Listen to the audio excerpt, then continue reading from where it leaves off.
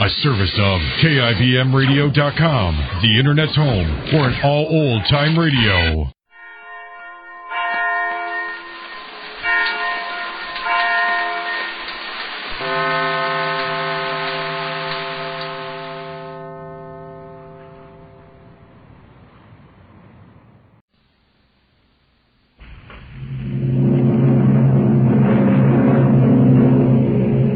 Adventures in time and space, transcribed in future tense.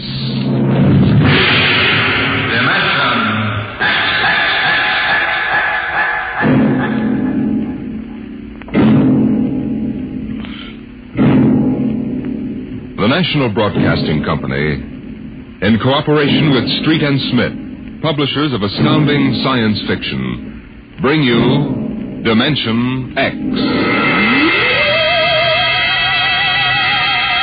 these times, even a child knows the meaning of atomic fission, jet propulsion, and electronic transmission. What, we ask ourselves, will the child of the future know? What of the time when science unlocks the secret of life itself?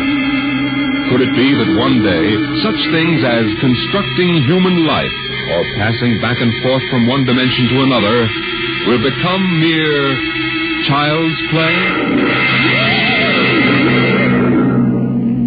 My name is Sam Weber. I'm an attorney, and a pretty successful one, if I do say so myself. My wife, Tina, and I live in a comfortable 12-room place up in Westchester. Now, I've read a lot of Horatio Alger stuff in my time, and so have you probably, but I'll bet you've never heard anything quite as spectacular as my story. Maybe you won't believe it, but I used to be a completely different guy. Frightened, sickly, nearsighted, a real Mortimer Meek. No kidding. That was 5 years ago. The big change in me began to take place on a cold December morning in 1945. Just a moment, please. Yes, please. Weber? Yes. Samuel? That's right. Step back. Okay, fellas, bring it in. Oh, just a moment. You must have the wrong address. Watch it, buddy. All right, sign here. Is, that for me? Weber Apartments. Looks like a coffin. I don't design them, Jack. I just deliver them. Sign here.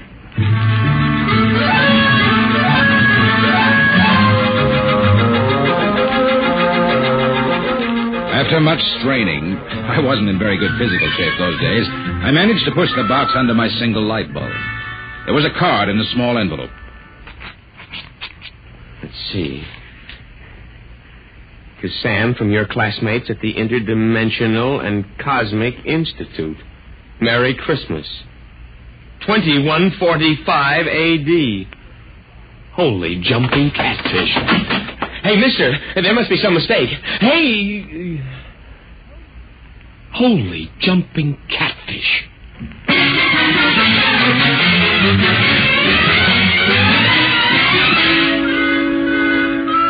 They were gone, and I didn't even know which delivery company it was. Well, I finally decided to open it up and see what was in it.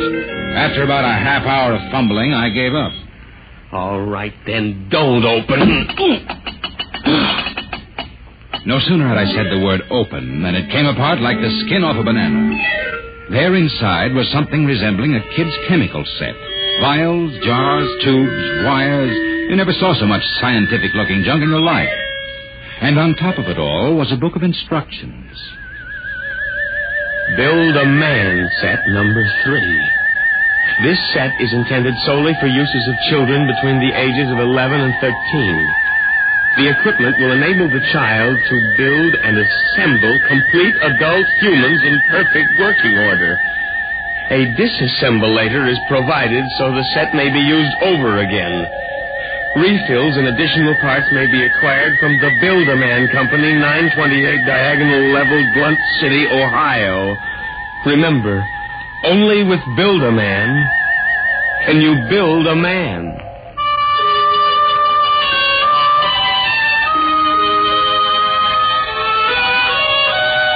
When I left for work that morning, my brain was still reeling with the stuff I'd read in the instruction book.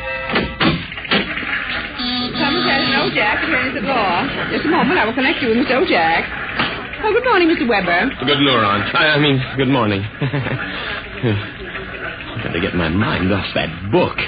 Only with Build a Man can you build a man. Chapter 1, Making Simple Living Things. Chapter 2, Duplicating Babies and Other Small Humans. Oh, no. I've got to get a grip on myself. Here, do a little work. O'Brien versus O'Brien. Martin versus the city of New York. Oh, it must have been a dream. Probably go home tonight and find the place empty.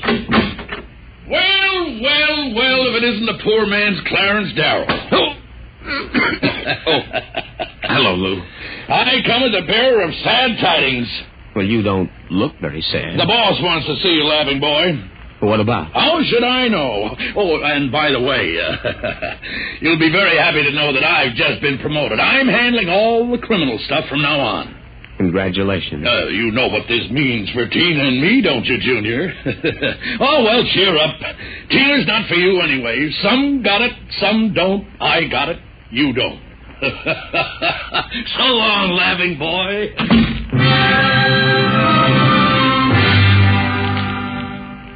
That was my good friend, Lou White. In the year I'd known him, he'd already managed to steal a job I wanted, and he was now working on the girl I wanted. Her name was Tina. Tina Veldt. Good morning, Sam. Oh, good morning, Tina. My, you look good enough to... Yeah? Take to lunch.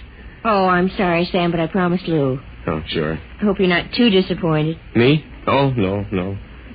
Some got it, some don't. I don't.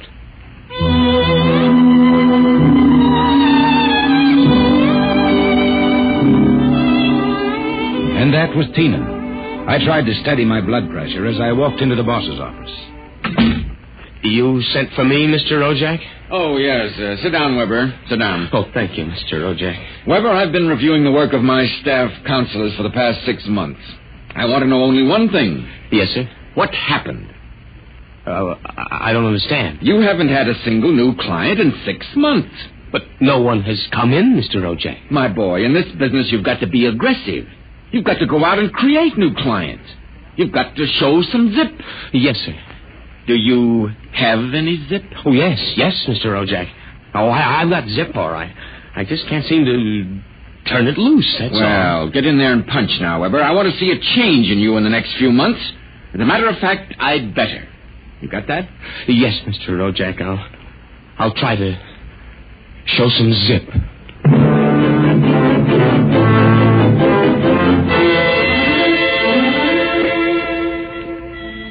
I left the office early and went home. Sure enough, there it was, my Build-A-Man set, gleaming a little obscenely in the corner. I walked over to it, gave it a kick, and hollered, "Open sesame." 3 minutes later, I was plopped down in bed reading... Chapter 1, Making Simple Living Things. An hour later, I was fooling around with such complicated items as the Junior Biocalibrator, which measured everything from blood pressure to hemoglobin content, and the Jiffy Vitalizer, which was actually supposed to put life in your creation, providing you had followed instructions carefully. At 8:30, I made my first simple living thing. Here, boy. Oh, maybe you aren't a boy. Oh, let's see. According to the book, you are a rubicular oyster hog. Not much to look at, but I made you. Me, Sam Weber, attorney at law. I have created life. Hey, come back here. Come back. Here, boy. Hey.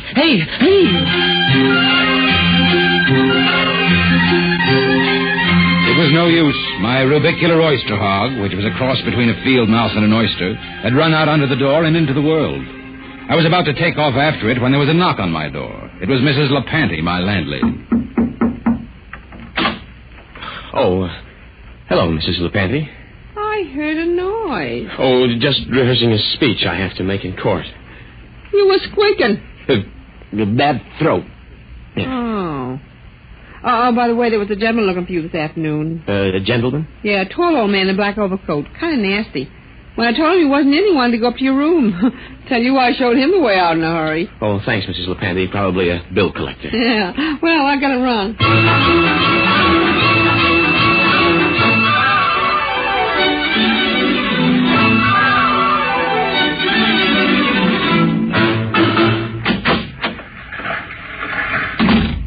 good morning, Sam. Here's that memo on Rosenthal versus Rosenthal and also a letter for... What's the matter? You look tired. Oh, I had a bad night. Your lumbago again? Yes. Oh, say, by the way, your client was here again this morning. The client? Mm-hmm. Yeah. Oh, it must be the same fella that called at my house the other day. Yeah. Well, what did you tell him? Well, I said you'd be in later. Oh, thanks. Will that be all, Sam? Yes. Oh, no. Are you doing anything New Year's Eve? Oh, Sam, you haven't even noticed. Notice what? Well, the ring, silly. Third finger, left hand. What? Lou gave it to me. Isn't it simply gigantic? But you're not We're going to be married as soon as Lou finishes his next case. Lou is so sharp and businesslike. So is a guillotine. Sam, after Lou gave me the ring last night, I began thinking how I used to hope that it would be you. But, well, then I realized you'd never have the money, and, well, a girl has to think of things like a good steady income and a husband with... Zip. Yes, with a zip. Well, Lou has plenty of zip. I'm sure you'll be very happy zipping around with each other. Oh, Sam. Well, Sam, Hey, what's going on in here? Honey, is this little baboon giving you any trouble? If he has, I'll take him apart like an egg crate. No. Take it easy, Strongheart. Tina just told me the good news about your engagement. She's crying with happiness. Is that right, honey? Well, then no hard feelings, Sam. Just that the best man got the girl, you understand. Oh, say, by the way, we're having a little celebration at Sigali's tonight. Drop in and we'll live it up a little, huh?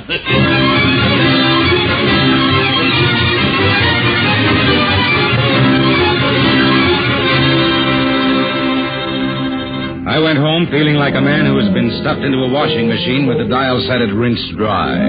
I was a failure. I walked over to the mirror for a heart-to-heart talk with myself. Nothing. That's what you've got, Sam Weber, in unlimited quantities. Nothing. We ought to just tear you down and start all over again. We ought to take you... Hey. Oh, no, not that again. But why not? Think of it. A Sam Weber without the psychological problems you've got. A dynamic, uninhibited Sam who could win a girl like Tina by sheer magnetism. Then when it was all over, we could just take the old disassemblator and presto. And I can do it, too.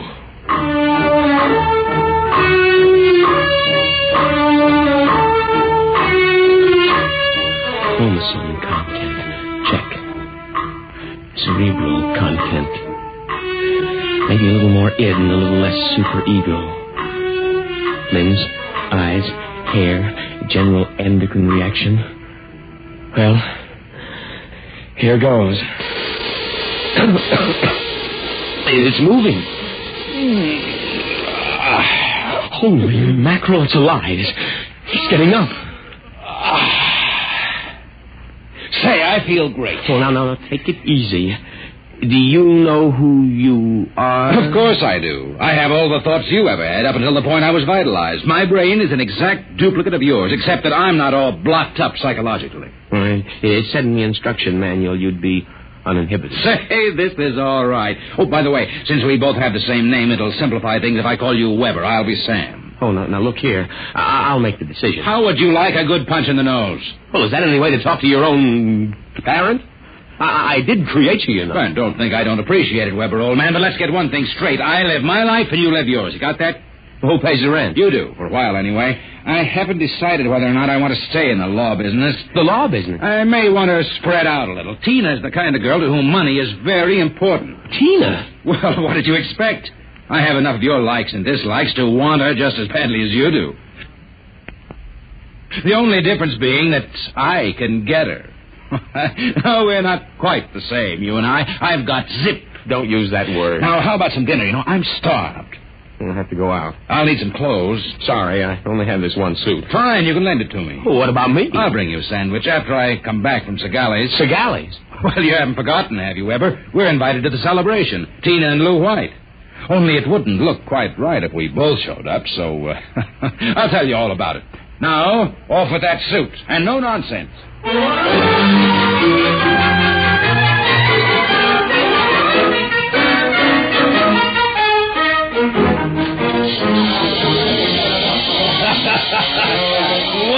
this is living it up, folks. Have another drink, Mr. O'Jack. Thank you, Lou. Well, is everybody happy? Hey, honey, are you having yourself a little old time? Oh, yes, Lou. Fine. Yeah, but you seem to be preoccupied. Oh, I was just wondering if Sam is coming. Sam? Oh, no. Did you hear that, Mr. O'Jack? She's worrying about Sam. Why, that little runt probably got frightened by a noisemaker. Well, the happy couple. Sam! Good evening, cats. Everybody's lit up like a Christmas tree. Well, I'll be... Say, Sam, are you in the bag? Never touch the stuff, Lou, my boy. Never touch it. Boy Scout training. Oh, Sam, I was afraid you weren't coming. Miss a chance to be with you, beautiful. Never. Hey, what's got into you, Weber? Monkey gland? I don't read you, muscle bound. Well, you seem different somehow, even your voice. Do you notice anything, Tina? Well, yes, it does seem richer somehow. Oh, nonsense. Sam Weber, you're nothing but a cream puff, and you always will be. Mr. O'Jack, I think he owes me an apology for that. I should think so. All right, all-American boy, make with the apology. Apologize, me? Oh, no. Why, for 2 cents? Folks, would you excuse Mr. White and me for a few minutes? We want to step out into the hall for a little private conference. Coming, Mr. White? I'll be right back, honey. Don't worry about a thing.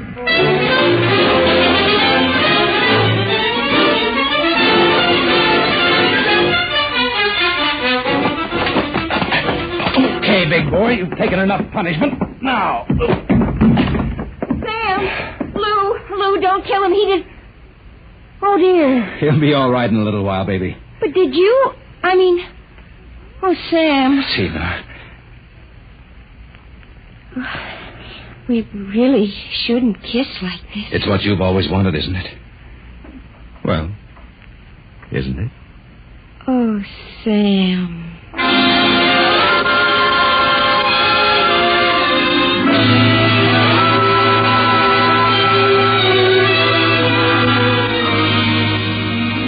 By this time, he's probably kissing her.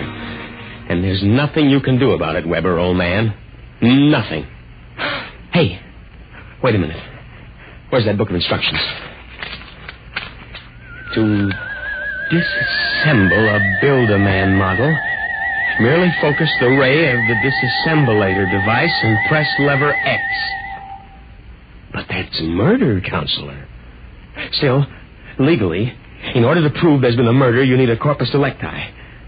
And nobody even knows there is another Sam Weber. Oh, so you're finally home. I'm starved. Sorry, Weber, old man, but very pressing business detained me. I suppose you made a fool of me over at Segali's. Oh, on the contrary. What do you mean? My boy, you are looking at a man who in one fell swoop has got himself a raise, a promotion, and a wife. At least she'll be my wife tomorrow. Who? Tina, of course. I don't believe it. I had to put on quite a show, but all around it was a real success.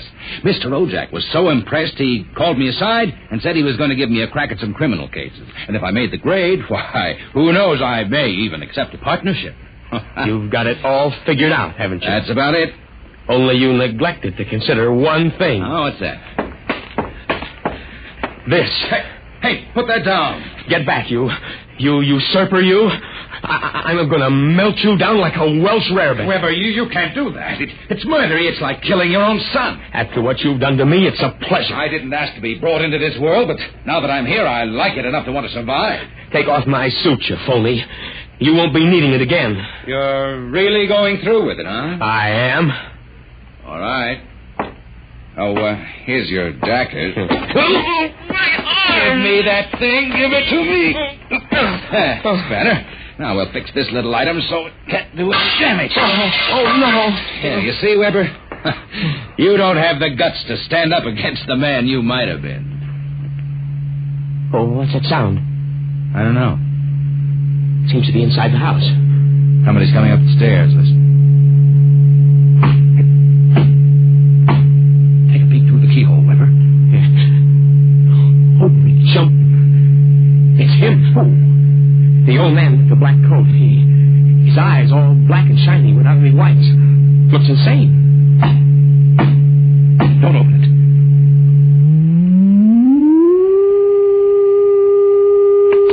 He's burning it. He's burning a hole right through the door.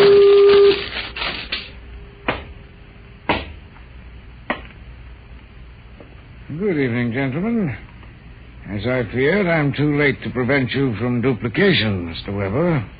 And I see that you have destroyed the disassemblator. That means I shall have to do the job manually. An ugly task. Well, who are you? I am the census keeper for the 24th Oblong. You see, your Build-A-Man set was intended for one of the Weber children who is on a field trip in this Oblong 200 years from now. Because of an unfortunate time warp, the set was delivered here accidentally. You mean this set came here from 200 years from now? Precisely. Time, as with all things, is relative. We shall have to recover the set, of course, and adjust any discrepancies it has caused. But meanwhile, the problem is, which of you two gentlemen is the original Sam Weber? Oh, I am. Listen, liar. Difficulties. Why cannot I ever have a simple case like a double conuplication? Now, look here, Mr. Census Keeper. The duplicate will obviously be Less stable and more emotionally unbalanced. Certainly, a man of your qualifications can decide which of us is the more valid member of society. Which of us will conform more readily to the standards. Naturally. I observe that one of you is naked. Oh, wait a minute. And you also seem to be trembling. Whereas this gentleman seems quite calm. No, hold it. You're making a mistake. I hardly think so. No, stay away from me. Please do not struggle. Help. Please. Mr. Weber. Yes. It would be better if you didn't watch.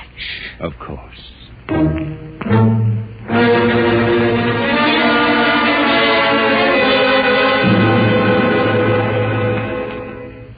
Well, that's my story. Within 10 seconds, the old Sam Weber had been completely dismantled and packed into the box. Tina and I were married, and I went on to become a full partner in the firm of Ojack, Somerset, and Weber. Oh, and by the way, Tina and I have been doing quite successfully what the old Sam Weber and his Build-A-Man set made such a mess of. We have 1, 2, 3 little conuplications. Sam Jr., age 4, Sametta, age 3, and Samina, age 4 months. Good night.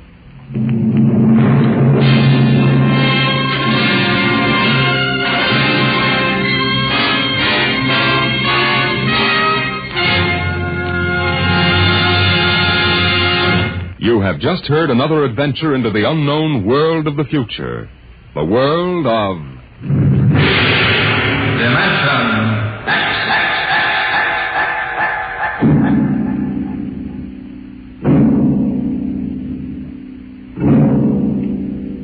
Time is a strange and mysterious dimension. Could we alter the future if we could travel back in time to our own youth? Next week we bring you a story of a man who found the answer in Time and Time Again.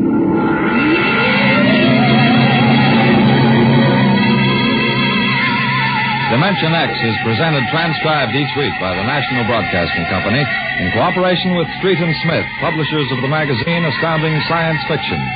Today, Dimension X has presented Child's Play, written for radio by George Lefferts from the story by William Tenn. Featured in the cast were Leon Janney as Sam, Carl Weber as his alter ego, and Patsy Campbell as his girl. Your host was Norman Rose, music by Burt Berman. Dimension X is produced by William Welch and directed by Fred Way.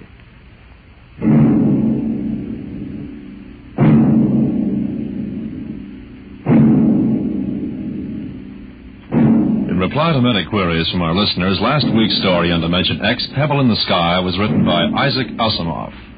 This is NBC, the National Broadcasting Company.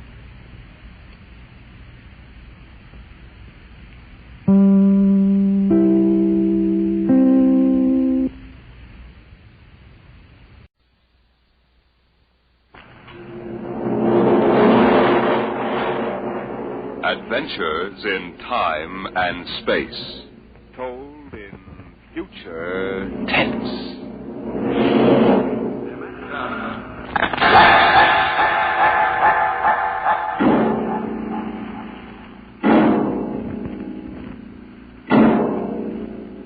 The National Broadcasting Company, in cooperation with Street and Smith, publishers of astounding science fiction, bring you Dimension X.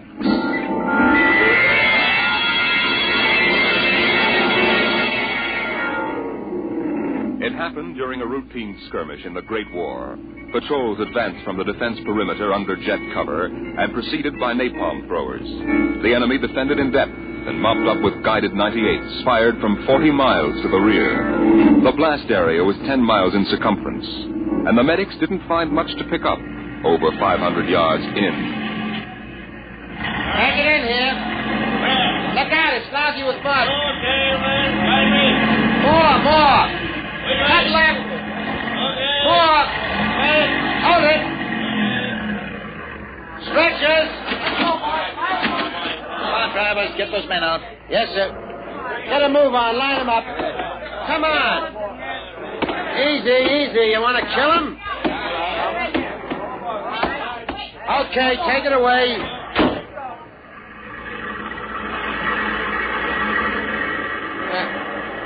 I might have left these Joes where they was. Half of them won't last till the plane comes. As long as they're alive, they'll be treated. Get off the tags, Travis. Start talking names. Yes, sir. This one must have been 1,000 yards in. Get his dog tag out. What a mess. Here. Hartley Allen, Captain G5, Chem Research, AM73D, number SO238694003J. Alan Hartley? Alan Hartley. Well, if that could be the hunter that wrote Children of the Mist and Conqueror's Road. Never heard of him. Major, I think maybe he's part conscious. Maybe I should give him another shot. Go ahead, Sergeant. There isn't much else we can do for him. It's a rotten shame. Ain't it always?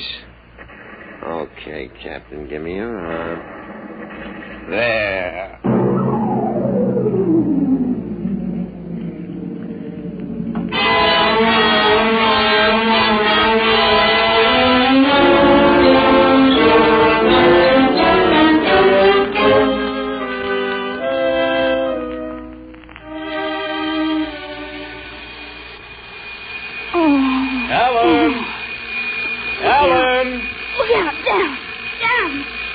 Get up, Alan. You can't stay in bed all day. I remember that. Clear as if it were real. Up and at 'em. Hit the deck. Remarkably vivid. Strange. Alan, you all right? I'm all right. What's wrong with my voice? It's too high. What are you doing? Practicing singing? My voice has changed. Is that all? You're growing up. Happy birthday, son. Happy birthday? Hey, wake up, son. Wake up. I am awake. Come on, out of bed. I don't understand. Breakfast waiting. Out of bed or I'll turn it over. All right. It's a dream. Maybe, but you're wide awake now. I am awake now. Well, half awake anyway. That's the Bell of St. Boniface, isn't it? What day is it? You kidding? You forget today's your birthday? No, I didn't forget. Neither did I. Here, son. Happy 13th birthday. You won't guess what's in here. A rifle. A light .22 rifle. How'd you know that? I remembered. Did I spill the beans sometime? I could have sworn it'd be a surprise. Well, go on, open it. Like it? Yeah, it's perfect, Dad. I'll be shaving, Alan. Come down to breakfast when you're ready. It's a big day today. You're almost a man. Almost. You're still groggy. Snap out of it, Alan. I will. There's a dream in it somewhere. But I'm not sure which. What? Never mind, Dad. I'll be right down for breakfast.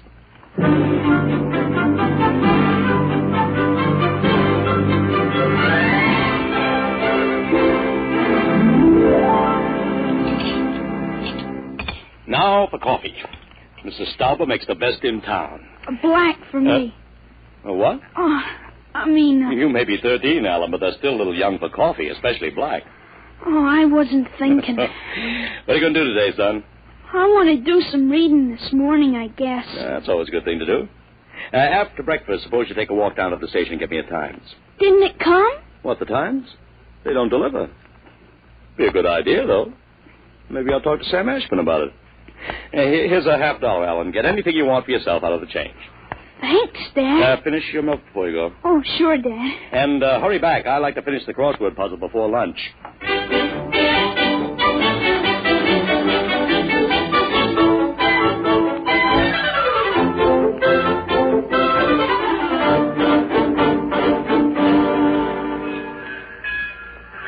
Here you are, Alan. 1 times.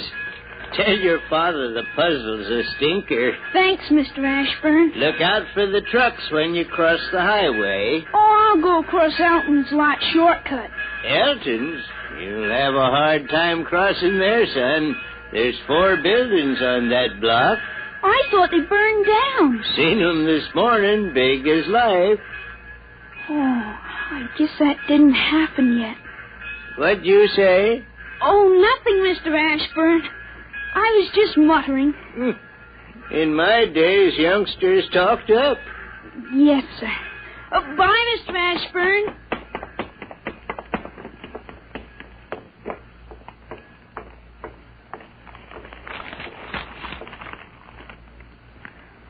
Monday, August 6, 1945.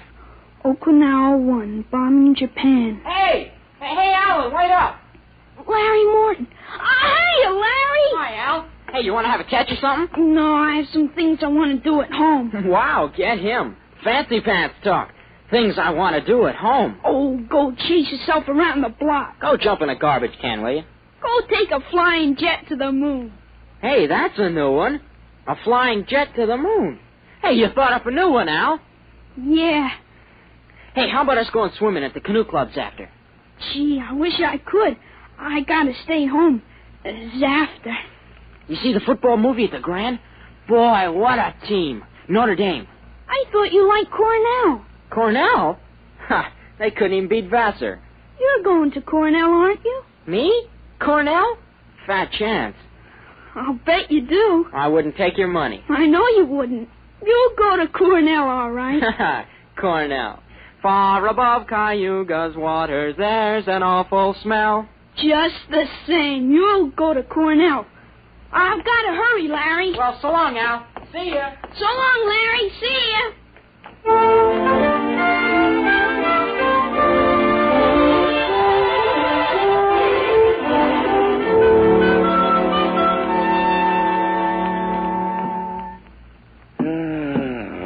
I'm stuck in this corner. A 7-letter word to mix in proportion. Titrate. Huh? T-I... It fits. How'd you know that, Alan? What? Oh, I read it somewhere, I guess. Oh. What are you reading now, Tarzan again? No, not Tarzan. It's refreshing to see you with a book. Sometimes I think I ought to forbid comic books in the house. Yeah, they must be raising the devil with those bombing raids in Japan. How long do you think the war in Japan will last, Dad? Oh, I'd say the middle of 1946. We'll have to invade those islands foot by foot. I wouldn't be surprised if the war was over very suddenly. How, by magic? There isn't a thing on earth will make those Japanese surrender. You expect somebody to make a pass and it'll be all over by this afternoon? That's just about it. Mr. Hartley, excuse me. Could I see you for a minute? Oh, hello, Mr. Gutchall. Sure. That's Frank Gutchall, Dad? That's right. Excuse me. Didn't mean to disturb you, Mr. Hartley. That's quite all right. It's a lovely day, isn't it, Mr. Gutchall? The Lord's world is always beautiful. Oh, of course, Mr. Gutchall. Mr. Hartley, I wonder if you could lend me a gun and some bullets. Huh? My little dog's been hurt and it's been suffering. Something terrible. Oh, that's too bad. I want a gun to put the poor thing out of its pain. Oh, of course. How would a 20-gauge shotgun do? You wouldn't want anything heavy. I was hoping you'd let me have a little gun. maybe so big. A pistol? So I could put it in my pocket. Wouldn't look right for a godly man to carry a hunting gun through town. I don't hold with killing innocent creatures. People wouldn't understand that it was for a work of mercy. Of course, I understand. You're a very religious man. The whole world is evil, Mr. Hartley. Well, sometimes it certainly looks like it. Well, I have a Colt 38 special from the auxiliary police outfit. That's fine. You'll have to bring it right back, Mr. Gutchall. I might be called out. Dad, Dad, wait a minute. I just remembered. Remembered what, son? Aren't there some cartridges left for the Luger? Then you wouldn't be without the Colt. Yeah, that's right. I've got a German automatic, Mr. Gutchall, I could let you have. That way I wouldn't get stuck. Wait, Dad, I'll get it. I know where the cartridges are. Well, be careful, son.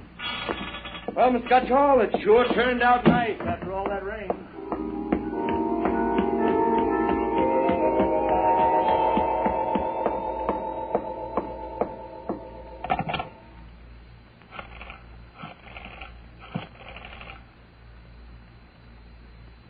Hello, police headquarters. This is Blake Hartley.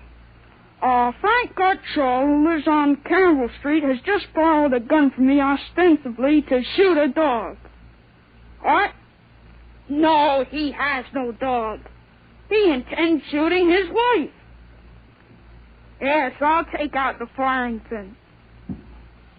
He'll walk home. If you hurry, you can get him in there on time. Right.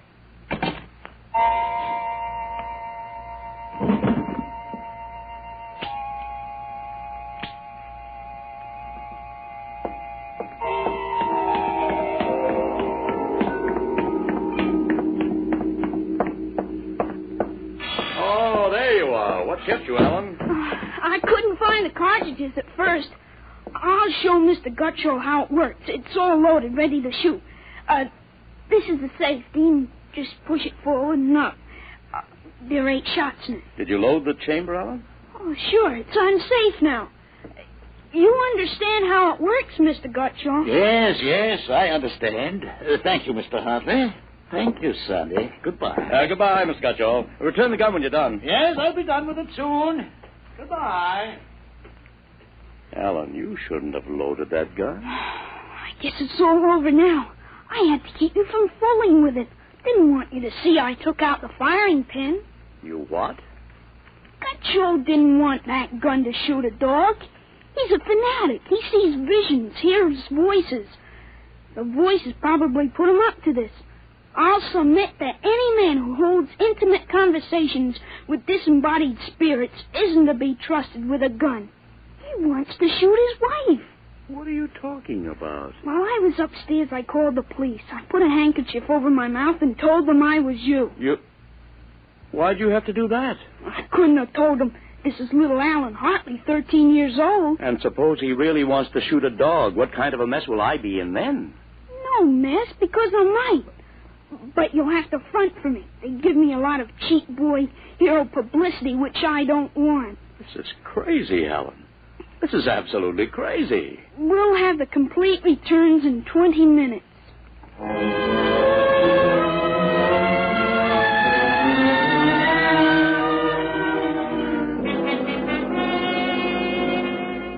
Mr. Hartley, Mr. Blake Hartley? That's right. I'm Detective Sergeant Kaborski from Homicide. Here's your Luger. Thank you. I don't know how you spotted that guy, but when we busted in, he was pointing that gun at his wife, wearing a blue streak because it wouldn't go off. Well, I'm glad I was able to help. They may have some kind of citation, Mr. Hartley. Oh, I don't think that's necessary. Well, in the department, we figure a little publicity never hurt nobody. Even a lawyer, huh? I really prefer to have it kept quiet. Well, whatever you say. We want you to drop around in the morning for a statement. I'll be glad to. Well, thanks, Mr. Hartley. Goodbye. Goodbye. Goodbye, Sonny. Goodbye, Sergeant. Why don't you take the citation, Dad? Well, you were right. You saved that woman's life. Let's see you put back the firing pin. Sure. There. Suppose we have a little talk. But I explained everything. You did not. Yesterday, you wouldn't even have known how to take this pistol apart. Today, you've been using language and expressing ideas that are outside of everything you've ever known before. Now I want to know.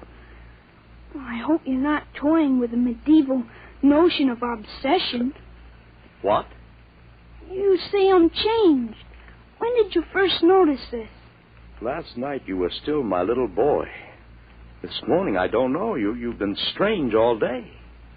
Alan, what's happened to you? I wish I could be sure myself, Dad. You see, when I woke up this morning, all I could remember was lying on a stretcher injured by a bomb explosion. I was 43 years old and the year was 1975. 1975? That's right. You'll be 43 in 1975.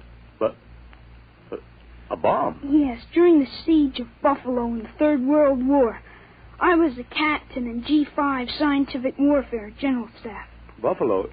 You mean Buffalo, New York? Yes, there had been a transpolar invasion of Canada. I was sent to the front to check on service failures of a new lubricating oil. I got hit by a bomb blast. I remember being picked up and getting a narcotic injection. The next thing I knew, I was in bed upstairs, and it was 1945 again. And I was back in my own 13-year-old body. Alan, you just had a nightmare to end all nightmares, that's all. I thought it might be that at first, but I rejected it. It wouldn't fit the facts. But it's ridiculous. All this Battle of Buffalo stuff. You picked it up listening to the radio. All the commentators have been going on about another war after this one. You've just got an undigested chunk of H.V. Calvin born in your subconscious. But that isn't everything. I remember 4 years of high school, 4 years at Cornell, 7 years as a reporter on the Philadelphia Record, 3 novels, Children of the Mist, Rose of Death, and Conqueror's Road. I wrote detective stories under a phony name. I worked in chemistry. You think a 13-year-old can dream up all that stuff? But it's the only possible explanation. Maybe, but I can speak 5 languages today that I couldn't yesterday. French, German, Chinese, Russian, and Spanish. Although I've got a Mexican accent you could cut with a knife. But how did it happen? I can't believe it. All I know is here I am. I've been reading up on time theories. Nobody seems to know much about them. Evidently, time exists parallel as another dimension. And I've got kicked backwards and somehow. But how? It may have been the radiations from the bomb. Or the narcotic injection. Or both together. But the fact remains I'm here with full knowledge of my future identity.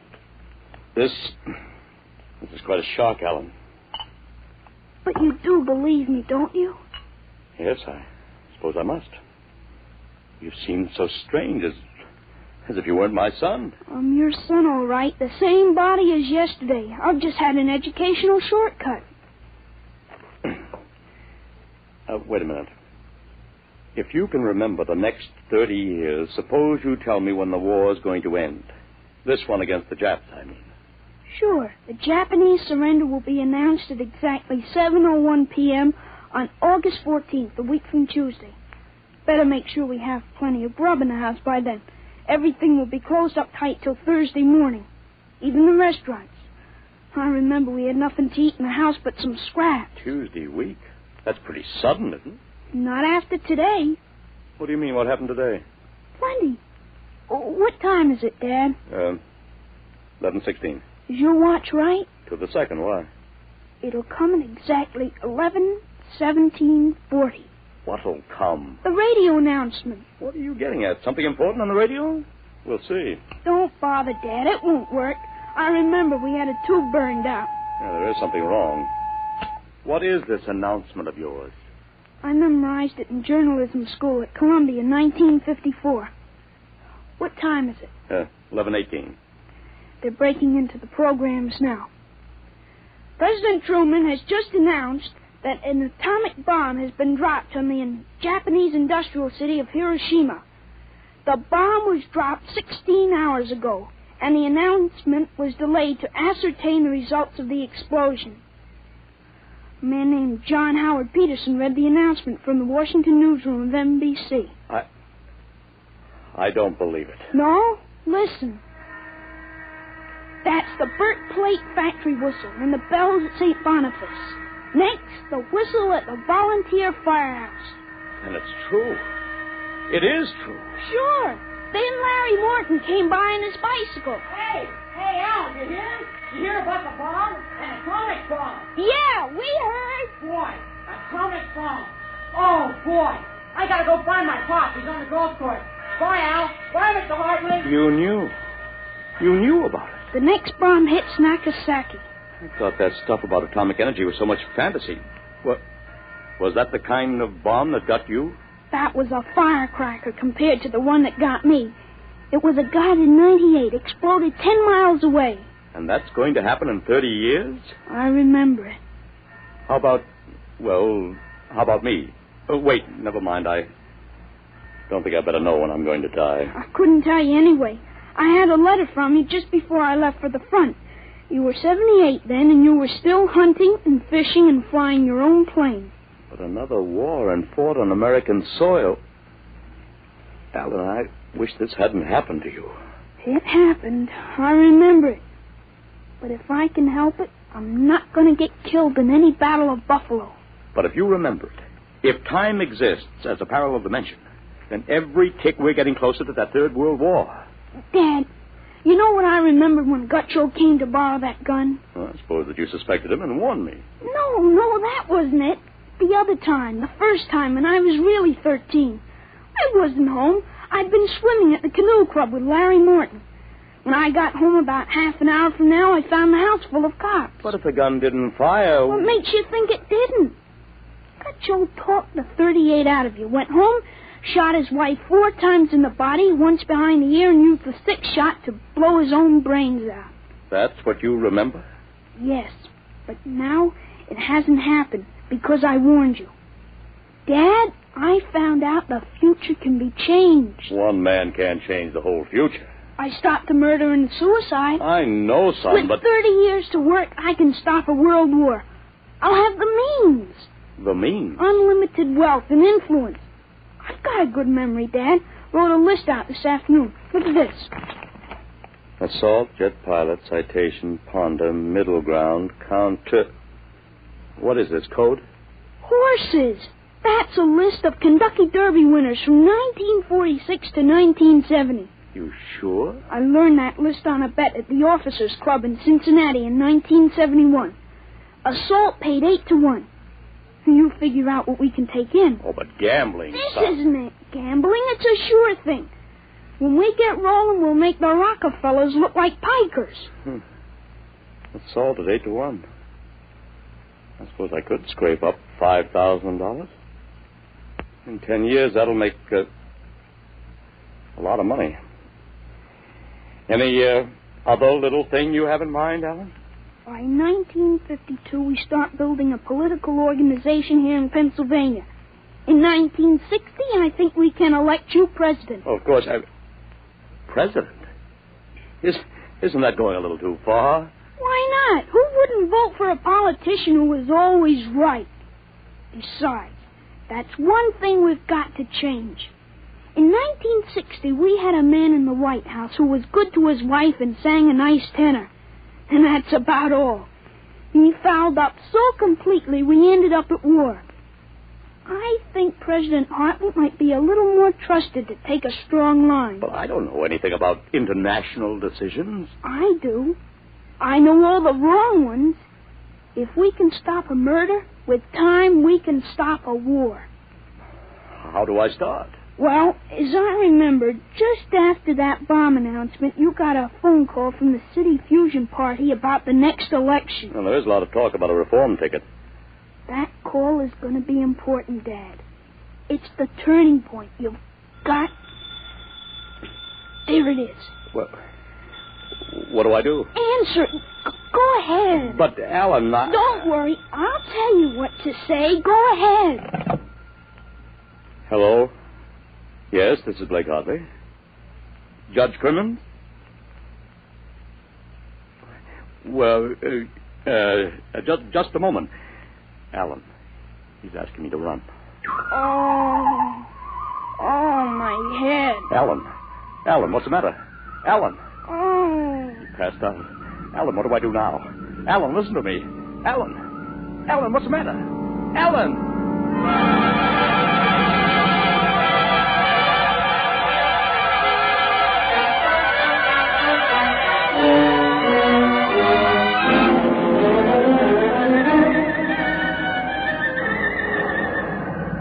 Captain Hartley.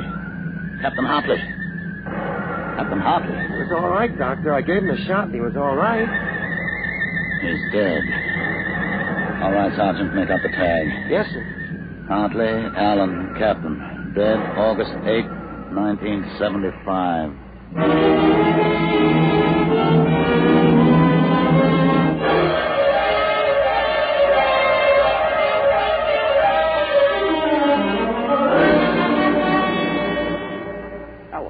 Alan, what happened? Alan! Alan! Huh? Alan, are you all right? Hi, Dad. I've got Judge Crimmins on the phone. What do I tell him? What? Alan, are you all right? You passed out. Sure, I'm all right.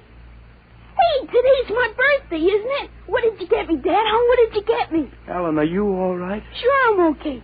What did you get for my birthday, huh? Don't you remember the Third World War? What Third World War? Gee, Dad, what's the matter? You're looking at me funny. Judge Crimmins, I'll have to call you back. Goodbye. You don't remember.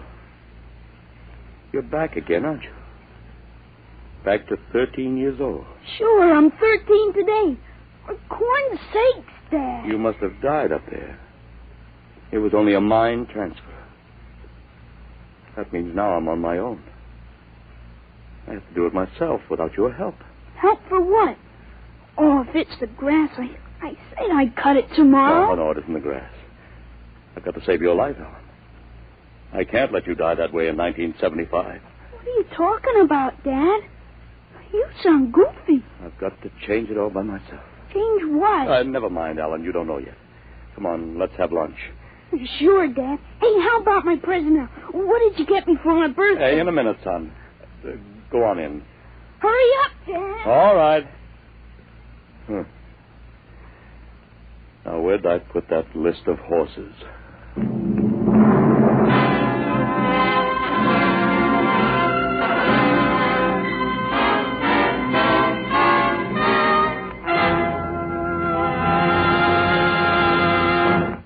You have just heard another adventure into the unknown world of the future. The world of... Dimension.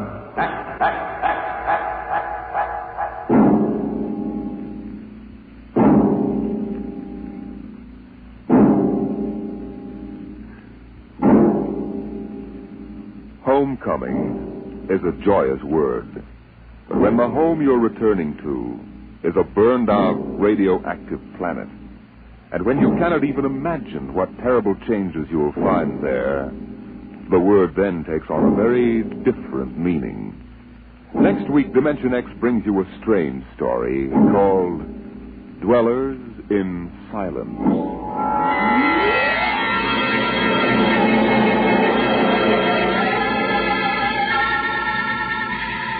Dimension X is brought to you each week by the National Broadcasting Company in cooperation with Street and Smith, publishers of the magazine Astounding Science Fiction.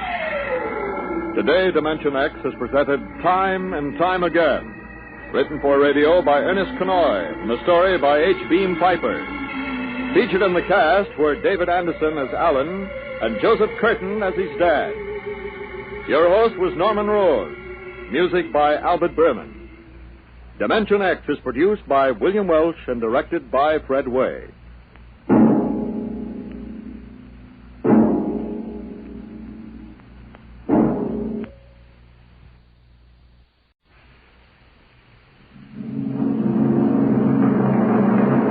Adventures in time and space, told in future tense.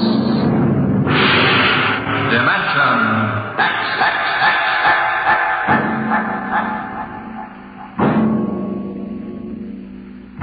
The National Broadcasting Company, in cooperation with Street and Smith, publishers of astounding science fiction, bring you Dimension X.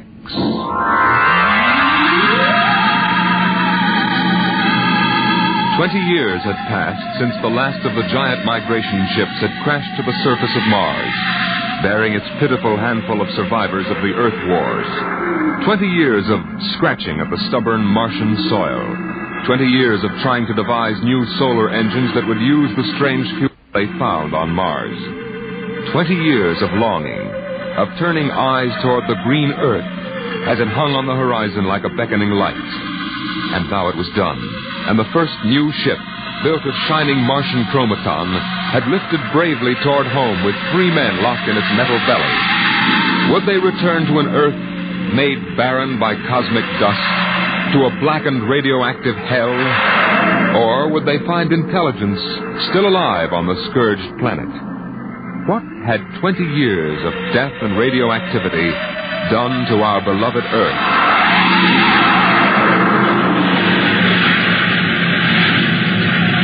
That's it, Captain. We've intersected the course vector. Williams. Yes, sir. Prepare for deceleration. Forward piston ready, Captain. Read us off, Evans. We'll enter the gravitational field of the Earth in exactly 10 seconds.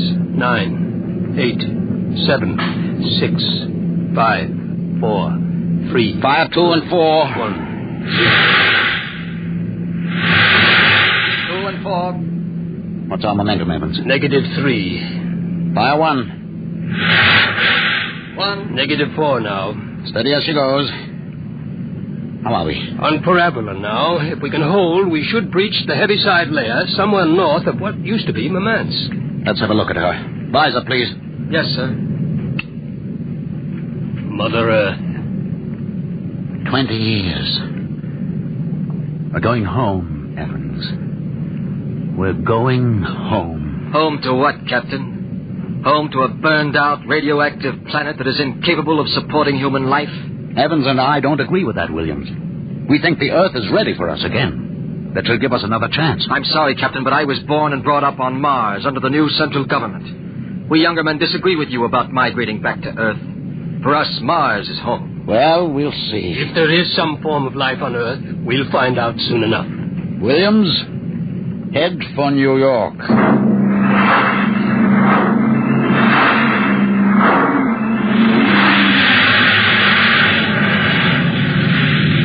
It is, Captain. You can barely see the top of the Atomic Trades building in the twilight. They never finished building it. Dark as a tomb. Slow to cruising speed. Cruising speed. It begins to look as if Williams is right, Captain. Not a sign of life on 4 continents. Ah, we'll make a radiation check and then head back for Mars. You agree with me, gentlemen? That for all practical purposes, the planet is dead? It's still my Captain. What is it? Am I going out of my mind? Look out that way to the west. Could that be? By heaven, it is. Those are lights. Turn the ship. Heading west-southwest. Full speed. Full speed. They are lights. Captain, it's a city, a whole blasted city lit up like a Christmas tree. Well, what do you think of your dead planet now, Williams? We shall see, Evans. Remember, the Commission wants evidence of life as we know it. Decelerate to -5. We're going to take her down. There's an open area just on the edge of the city. Yes, sir. Hold on, gentlemen. We're about to land.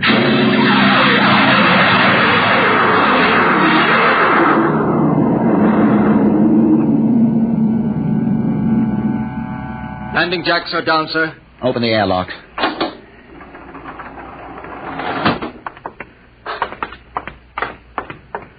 Close. All right, gentlemen. Before we go out, security at all times. Williams, you have the blast gun? I have it.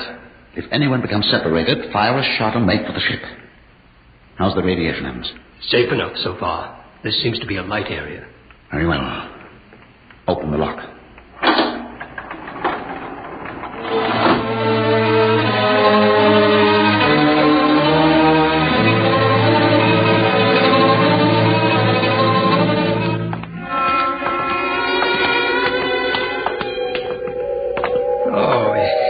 Unbelievable. We've been walking for hours now, and not a soul to be seen. There must be someone. How do you explain the lights? I don't know. Municipal building. Shall we have a look here, sir? Possibly the records might contain some clue. Good idea. Keep your weapons ready.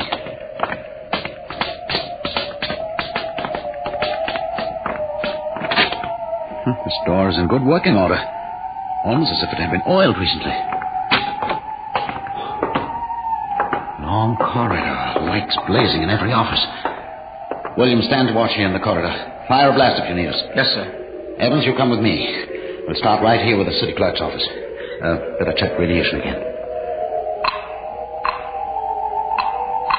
Not enough to do any damage. Gives me the creeps, doesn't it? Look at this desk. Papers crumpled, ink stained. Just as if somebody came in and worked here every day. Calendar. June 18th, 1987. Why, that's the day of the evacuation. The dust cloud had already blanketed New York and was heading west. Dog licenses, hunting permits. Somehow I have a peculiar feeling that... Good Lord. Pick it up, Evans. Hello? No answer. Hello? I hear something. A scratching sort of noise. Good day, Doctor. What? How are you? I called to ask some advice about a trepanning problem. Can you tell me if the lateral cut should be made first? Hello? Hello? This is absolutely insane. Thank you, Hello? Doctor. I'll do that. By the way, how is your wife, Alice? And the girls? And your son, John? Fine boy, John. I'll call again tomorrow. Goodbye, Doctor. Hello? Hello? It's gone dead. Who was it? I don't know. A strange voice carried on a conversation about some surgical operation without paying the slightest attention to anything I said. Captain, the lights are out. Good Lord. Captain! Captain! I have a torch. Come on. Williams, what is it? I don't know. You fired a shot. Yes, sir. Just as the lights went out, I'm sure I saw a figure. It looked like an old man in a white robe. It moved across the end of the corridor down that way. Flash your torch down there, Evans. Nothing there. Are you certain, Williams? I'm not certain. The lights, they're on again. We're going to get to the bottom of this. Wait. What? Listen. Quietly. Someone is coming, walking slowly toward the corridor. Coming closer. Cover him when he turns the corner. It'll be a pleasure. Don't fire unless I give the word. Shh. What? Jumping Jupiter. Are you... Is it really someone, or am I having hallucinations? We are no vision. No. No, you seem to be real. I saw the ship come down. I thought perhaps I was losing my mind. It's been so many years. I'm Captain John Parsons.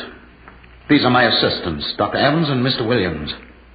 We've returned to Earth from Mars. Oh, then it's happened. We're not alone anymore. Forgive me, gentlemen. I seem moved. I waited and hoped for so long. You survived the radiation? We did. There are others? My family were the only ones. I answered the phone a moment ago. Who was it? You heard my voice, Doctor. Your voice?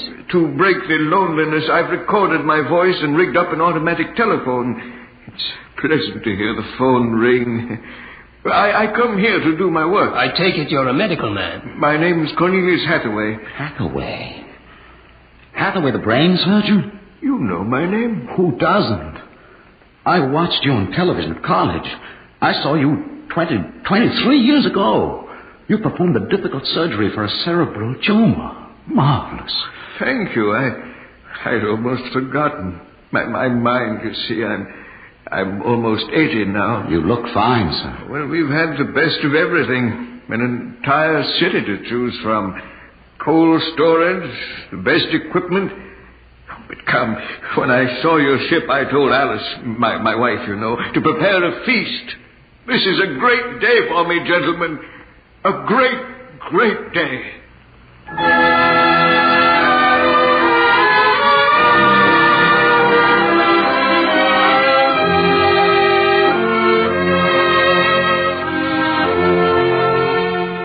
is my wife, gentlemen. Alice, this is Captain Parsons, Dr. Evans, and Mr. Williams. How do you do, Mrs. Hathaway? Now, if you'll follow me, gentlemen, we'll meet my children.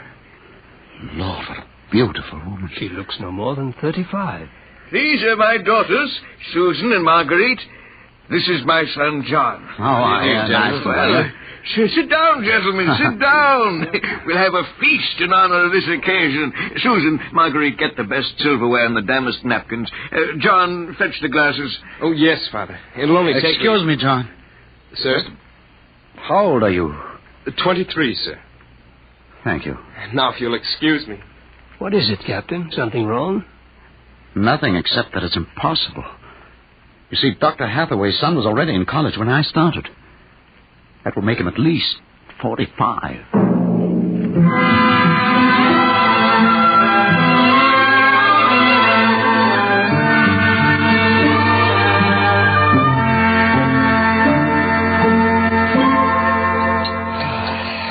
That was a wonderful meal, Mrs. Hathaway. Doctor, your wife is an exceptional woman. Thank you, sir. How would you gentlemen like some fresh gingerbread with your coffee? I baked it this morning. Oh, wonderful. Smell that, Evans? Oh, it's like coming home, Mrs. Hathaway. We enjoy having you here. Mrs. Hathaway, may I compliment you on your having preserved your youth and beauty so well? Thank you. We have had no worries here, no competition. Only the things we need for material comfort. Parsons and I were wondering, Dr. Hathaway, if the radioactivity had any effect in preserving tissue. Your children all look so young, too. It is possible, gentlemen, of course. Radiation does strange things to living tissue. Alice, could we have some champagne? Of course. I'll only be a moment. An amazing woman. Did you ever see such grace? Such complete relaxation. It doesn't seem quite natural. I beg your pardon, gentlemen? Captain Parsons was just about to ask how you and your family managed to escape, Dr. Hathaway. We were very fortunate. I was working in the Sierra Mountains at the time. I had a lead-lined laboratory where I did X-ray research on my pet project. And what is that, sir? The study of machines as they relate to human function and the corollary of... Well, to continue, when the dust cloud covered America, we remained in the laboratory, well supplied with food and water. Later, when the radiation permitted, we made our way east, back to our old home, in the hopes of finding other survivors. But by that time, every living creature had been evacuated to Mars. We were stranded. The migration ships didn't wait for stragglers. That's true. My father and I were on the last rocket out of New York. I've always loved this old house. But the loneliness of those first years... At least you had your wife and children. Yes. Yes, I had my family. If it were not for them, gentlemen, I assure you I would long ago have put a bullet in my head. Here we are. Champagne, Captain? Oh, thank you, Mrs. Hathaway. May I propose a toast? Oh, let me. Gentlemen, to Earth. To Earth. Earth. May she never be a stranger to man again. Hathaway, what is it? Nothing really. It's just a rather sharp pain in the chest. I think you should lie down, Doctor. No. Yes. Perhaps you're right. Let me help you. No. John and Susan will help. Of course, Father. Why don't you gentlemen go out on the porch, enjoy the air? I'll see you all in the morning. Good night, Doctor. Good night. Come, John. Yes, Father.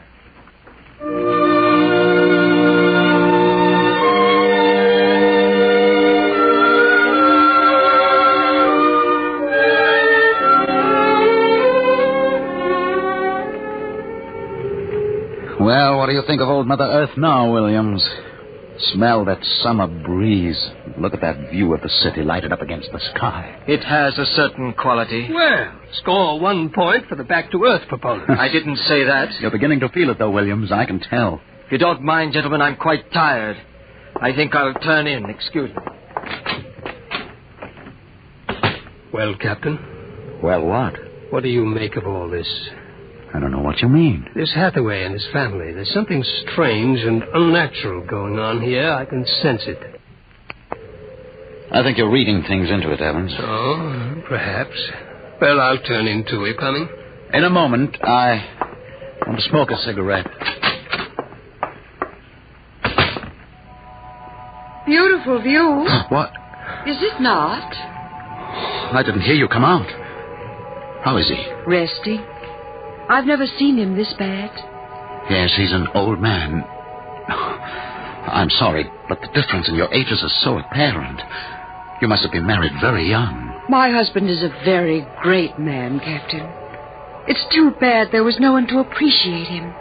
Once he wired the whole city with sound speakers, and when he pressed a button, the whole town lit up and made noises, as if 10,000 people were living in it. He must have been very lonesome for people. Although with a woman such as you, I don't understand. Perhaps one day you will understand. Good night, Captain. Good night, Mrs. Hathaway.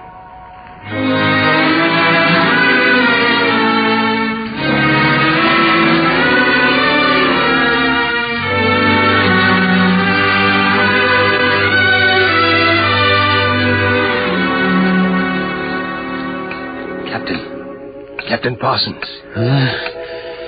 Who's there? It's Dr. Evans. What time is it? 2 a.m. What's wrong? I couldn't sleep. A few minutes ago, I heard someone slip out the front door. The moonlight, I saw it was the old man. He was headed toward our ship. What are you suggesting, Evans? Nothing, except that it's fairly unnatural for an old man with a bad heart to go wandering off at 2 in the morning. Very well. We'll follow him.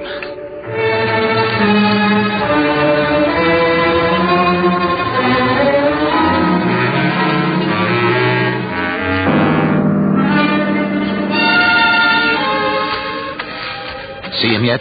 No. Look. Ahead there on the hillside. Isn't that Hathaway kneeling in the moonlight? Yes, I think so. Can we get closer? Let's head for that clump of bushes. This is far enough. What do you suppose he's doing there? What are those things on the ground? Good Lord. Those are grave markers. 4 of them. You're right. Seems to be praying over them. Listen. Do you forgive me for what I've done? I had to do it. I was so terribly lonely. You do forgive me, don't you? Yes, I feel you do. I'm glad. I think perhaps I can rest now. I think He's having another attack. Come on. Hathaway!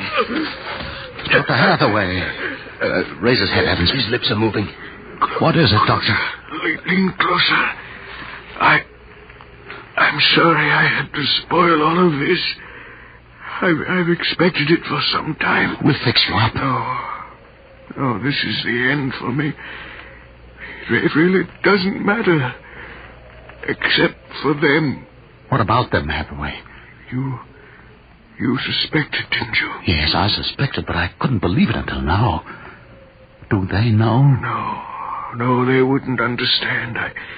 I wouldn't want them to know, ever. The Earth... Don't try to talk. The Earth is so fair. Doctor. He's dead, Captain. He knew it was the end this time. Yes, he knew. What was it he meant about your suspecting? Light a match, Evans. Look on those 4 grave markers and tell me what you see. Good Lord. Well? Alice Hathaway, Marguerite Hathaway, Susan Hathaway, John Hathaway. Died July 1987. But that's 20 years ago. If these markers are correct, then who are those others? Can't you guess, Evans?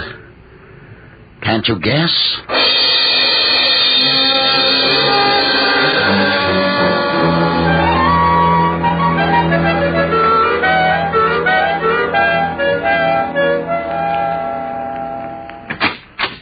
Mrs. Hathaway, are you awake? Yes, Captain? May I come in? Yes. It's about my husband, isn't it? You knew. I saw him go out tonight. He felt it was near the end. He died less than an hour ago. I'm sorry. Thank you. How do you feel? He told us it would happen one day, and that he didn't want us to cry. He didn't teach us how, you know. He said it was the worst thing that could happen, to know how to be lonely and unhappy. What will happen to us now that he's gone? I don't know. Will you stay with us? I would like to, but I cannot. You know about us. Yes, I know. I didn't think that you knew yourself. The children don't. I've been aware for a long while. No one would have guessed. You're so perfect. Oh, he would have liked to hear you say that. He was so very proud of us. After a while, he came to love us, and at the end, he took us as his real wife and children. He even forgot sometimes that he had made us. You gave him a great deal of comfort. Yes. Over the years, we sat and talked. He loved so much to talk. I was first, you know. Then he became lonesome for the children, and so he made them. He told me about the things he did, about his laboratory. Well, surely the children must suspect. Oh, no. You see, there were no other beings with which to compare themselves. He must have been a great, great genius. Each morning he took a recording of his voice into town and put it on the automatic telephone. Each night it would call us. I think, what with the phone ringing and the sound of voices and the lights on, he was happy. There was only one thing, one flaw. And that? He couldn't make us grow old. And so he had to watch himself become an old, old man, while we stayed young. It was a great blow to him.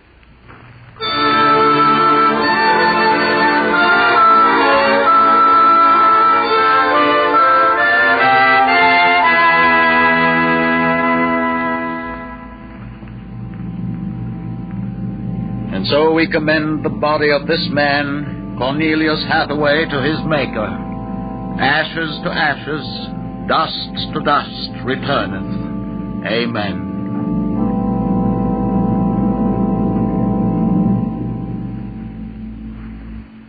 Come, John. Yes, Mother. Susan. Marguerite. Evans, Williams, stay here a moment, please. What is it? Let them go back to the house. I want to speak to you. I know what you're going to tell us, Captain. I saw the names on the grave markers. Well? It's a mockery. A blasphemy of everything we believe in. For a man to do something so evil. Can't you imagine what he faced? Can't you imagine what it must have been like to have watched his wife and children die slowly of radiation burns? To know that he was the last man on the face of the earth? Alone? Eternally and unalterably alone? Good Lord, man, what would you have done if you'd had his medical and technical genius? That's incredible. Yes, it is. But with an entire American city on which to draw for supplies and equipment, a brilliant man might accomplish anything, even that. What are you suggesting, Captain? That we take them back? We haven't enough space in the ship for that. Every ounce counts. Still, to leave them here, like that, alone. I think I have an answer, cold-blooded as it may seem. Go on. I suggest that we turn them off. Do you think that I could do that? No, but I could. After all, they aren't human. They're worse than robots. They're ghoulish. Have you talked to her? Has she smiled at you with that quiet, beautiful smile? Captain, we can't take them with us, and it would be less than human to leave them here without Hathaway. Could you do it, Evans? Give me the blast gun, Williams. We'll wait in the ship. Take off in half an hour. Half an hour.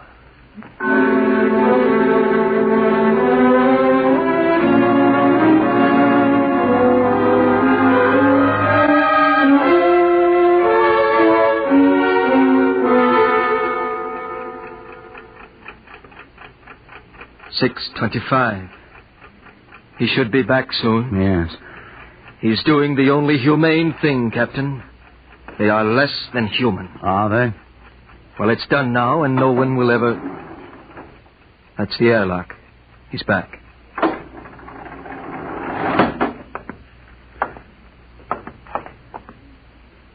Well? Here's your gun.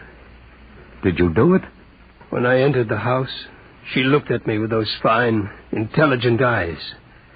I couldn't do it. It would be murder, cold-blooded murder. I prayed you wouldn't be able to do it. There will never be anything as fine as they are. Built to last 200, 300, perhaps 1,000 years. Well, get the course in the integrator, Williams. We'll take off in 20 minutes. I should be back by then. You're going out, sir? I'm going to say goodbye.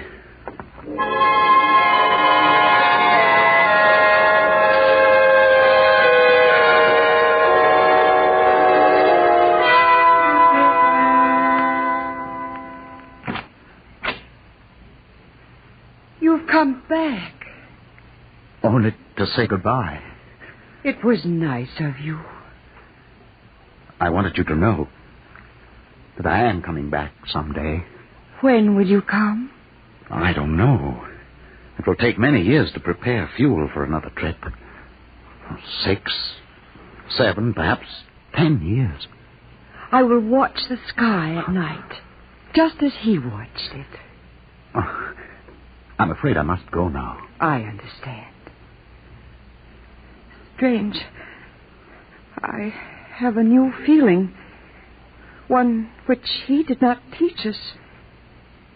A feeling of longing, of sadness. That one is not taught. It comes of being alive. Yes. I am alive. Even though he created me, I'm a person now. Goodbye, Alice Hathaway. Goodbye, John Parsons.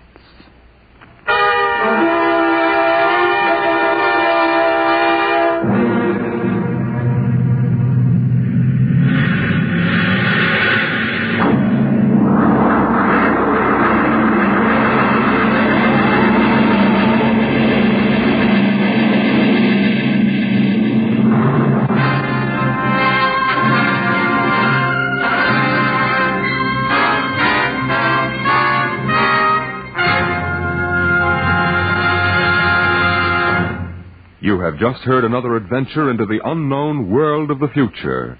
The world of... Dimension X.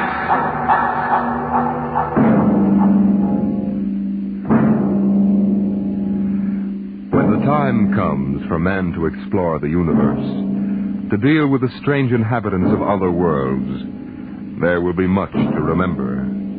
Perhaps the most important lesson of all will seem too fundamental to be included in the training manuals. Listen at this time next week as Dimension X brings you a story from the pages of the August astounding science fiction. A story called Courtesy.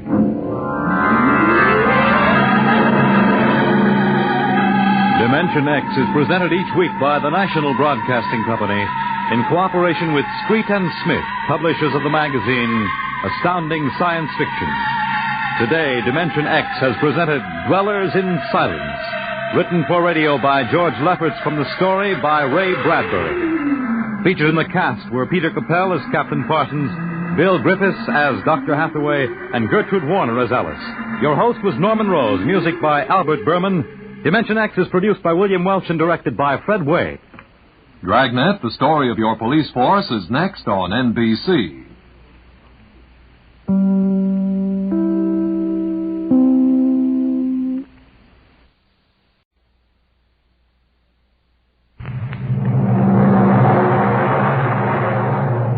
Adventures in time and space, told in future tense. Dimension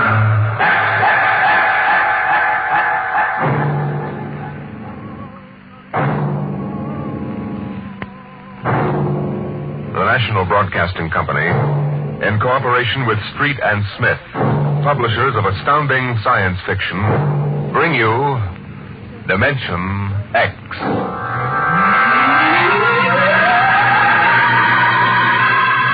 This is the story of the second expedition to the planet of Landro. I am recording it for any future expeditions which might land on this God-forsaken sphere. in the hope that they may learn from our tragic example. Is that right? There are 2 of us left. 2 out of an original complement of 180 men. One of us, myself, will be dead in less than 27 minutes. As for the other, heaven have mercy on him. This is how it happened.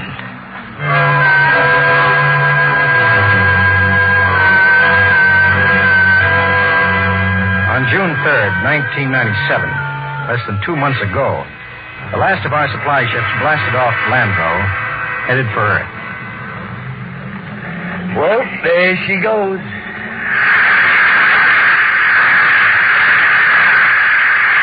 Like a big-bottomed bird, huh? Like to be aboard her, Battiers? Me? Listen, Captain, I've been kicking around with you from one planet to another for so long now, they're all getting to be the same. Not this one, Battiers, not Landro. No, maybe you're right there. I've never been on one like this. It's a cemetery, that's what it is, a big, cold cemetery. Them empty cities, that's what does it.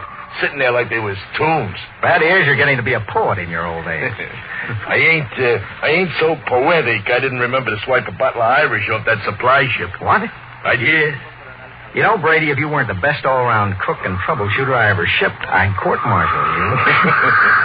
Well, since I ain't being court-martialed, how about we should open this Irish hair tonic after supper tonight, right? Right.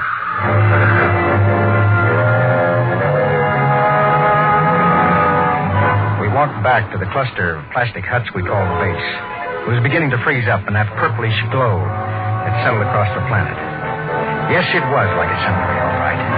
A cemetery of dead cities. We walked past one of them, a huge plastic dome with tall, graceful buildings, atomic power systems, vacuum conveyors. All perfect, all deserted, all ominous. How had it happened? Nobody knew for sure. But the best guess was that the plague had frightened the original inhabitants of the planet so that they had piled into rocket ships and headed for some distant planet. I often wondered why a civilization so advanced as Landro could not find a serum to beat the plague. Well, maybe the Aborigines back in the hills knew the answer. Those strange, ugly little people who had taken to the caves the day we landed. All we knew of them was what we found in the anthropological report of the expedition which preceded ours, and an occasional glimpse by someone on a hunting patrol. When I reached my shack, Morgan, the expedition surgeon, was waiting for me. He was sweating like a pig, and it wasn't the heat because my shack was as cold as a grave. Good evening, Captain Morgan. Well, what brings you here? It's a matter of the serum, sir. What about the serum? It's just that, well, it's no good. No good? It's too cold. 10 years too cold. Didn't you examine it? Yes, I did, but, well, my eyesight has been failing lately. Well, are you aware, Doctor, that the last supply ship has returned to Earth? Do you know we'll have no more contact for 2 years? Well, I must have misread the label, sir. Dr. Morgan, just how long do you give us? Well, the present immunity will last a week or so, and then it's just a question of time until someone picks up the plague. After that... A month. 2 months at most. Do you have any thoughts as to how we might save ourselves? No, sir, I'm afraid not. What about the natives? They don't die from the plague. They must have a treatment for it. If they didn't, there would be no natives. Would you be willing to go on an expedition to the hills to find out? Right now, Captain, I'd be willing to do anything. Absolutely anything. I'm truly sorry, sir. You're sorry. Dr. Morgan, would you mind telling me how it feels to murder 180 men? 181, including yourself?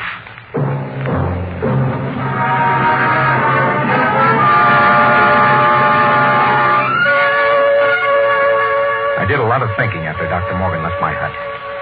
It was still unreal for me. After all, the planning of an expedition was no simple thing. You put into it the results of years of training and experience. Every man on my crew was handpicked for his skill. And yet a simple thing like a myopic surgeon misreading a label could blast the whole thing. Yes, it was a shame. I did the only thing I could think of. I yelled for Battier's Brady.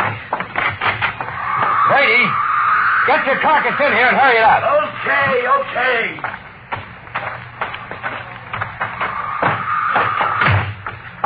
What's up? Sit down, Thaddeus. You got trouble, Ira? We got trouble. What? The serum's no good. What? Morgan forgot to check it. It's 10 years too old. Holy jumping snails. You're going to court-martial? Well, it wouldn't do much good. We'll all be dead pretty soon unless somebody figures something out. Why did they send these civilians with us? Well, it was a mistake. Anybody can make a mistake, only this was a big one. Ira, what are you going to do? Well, there's only one chance. One chance in 10 million. What? The natives. Them cave rats, what good can they do us? They don't get the plague. So? So maybe they know a cure. Oh, listen, those gimpos don't know nothing. Take it from me. It's the only chance. Okay, let's get a few of them and beat it out of them. That's why you're here. Sure. How'd you like to come along on a little expedition up to the cave country? That's a good way to die young. We die young anyway. Okay, what's the pitch? Now, we don't dare let the rest of the camp know. It would knock our morale to pieces. Who's going? You, me, the doctor, and Faulkner. Faulkner? Listen, Ira, he's worse than the doctor. Well, I know he isn't exactly the man for a hunting trip, but he knows more about the native culture than anybody here. Now, he's the only one who's completely familiar with the records of the first expedition. Okay, so it's me, you, the doc, and Faulkner. When do we start? Tonight, in half an hour. Now, we should reach the cave country by tomorrow. With luck, we'll be able to find natives before night. And then the fun starts. You know, Ira, them gimpos don't exactly love us. Nobody loves us, Thaddeus. That's one of the great paradoxes about this job. We come here to help them, to civilize them so they can live like human beings instead of pack rats, and they run off to the hills and hide from us. Like we had the... I almost said plague. Okay, Thaddeus, get the doc and Faulkner.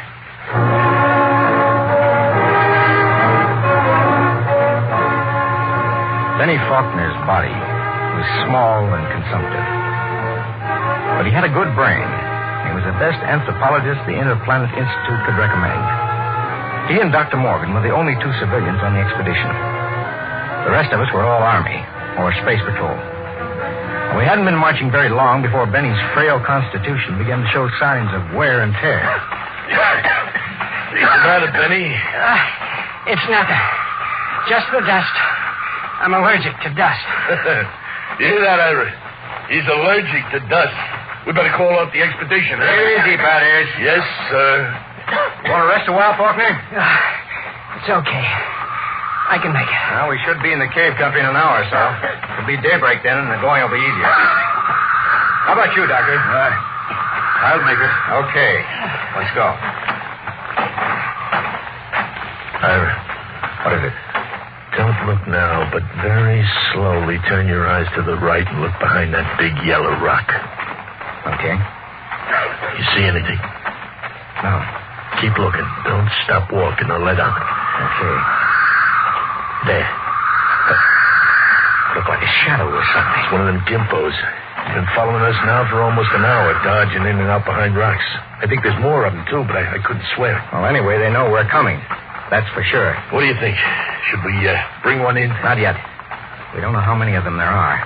Just pretend you don't see them. And above all, tell the others to show no signs of fear. There's nothing will start these simple-minded cavemen like fear.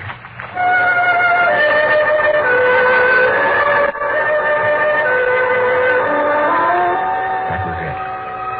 The manual said under no circumstances shall a member of the patrol display fear before a native. The dignity of the Earthman must be preserved at all costs. Walk erect, be firm but just, and do not allow the native to feel he is your superior. It was a good rule, and it always worked. Just before dawn, we reached the cave country. We were tired and hungry, and we stopped to cook some food and rest. Everything was quiet. There was no sign of the gimpo, as Thaddeus called him, until...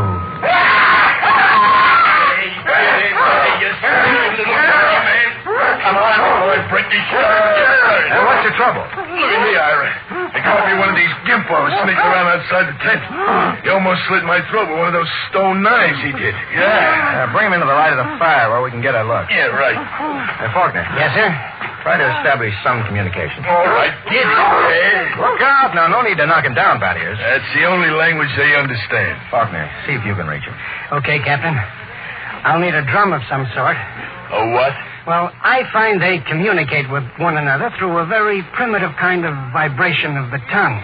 Now, the closest I can come is a series of drum beats, a sort of a Morse code. The psychologist on the first expedition had it worked out before he was killed by the plague. I've studied his notes, and I think it'll work. You mean these animals can talk to one another? I believe they can. At any rate, we'll have a chance to find out. Do we have something I can use for a drum? Oh, here. Take my helmet. Thank you, Doctor. Now, I'll tap it 4 times. That's a greeting of some sort. Oh, just a moment. Yes, sir? I don't want you treating this fellow like an equal. Don't give him the idea that we're desperate. Once they sense that, we're lost. All right. Here we go. Now I'll give him the helmet. Good. He seems to understand. What shall I ask him, sir? Now, first, tell him we come in peace. Reassure him that we don't wish to hurt him or his people. I'll try. He seems to understand. He wants to answer. Well? He says, others like you came to Landro. He must mean the first expedition. Go on. I want you to lead around to the subject of the plague gradually. Don't let on that we're desperate. I'll do my best, sir. It's a strange sight. On one side of the helmet crouched little Benny Faulkner. Across from him crouched the Landrian, a humpbacked gray little creature with an enormous head and those soft lavender eyes. I'm setting forth in this narrative the transcript of their conversation as Benny Faulkner later transcribed it from the best of his memory. Faulkner, we come as friends. Native. Why? Faulkner, we will help you to rebuild your cities and make your machines work again. Why? We want to help you to enjoy the benefits of the great culture which once thrived on Landro. Why? Because we want to help you.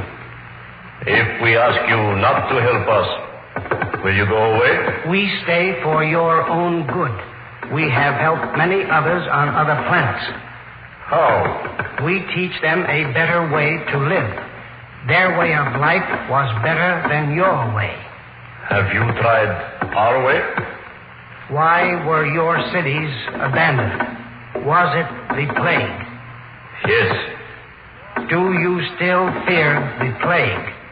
Yes. Do any of your people become afflicted? Some. How do you treat them? How do you keep the plague from spreading? Do you have a cure? How can we find a cure for the plague? Go among my people. Will we find the answer among your people? My people have the answer. Will you tell me the answer?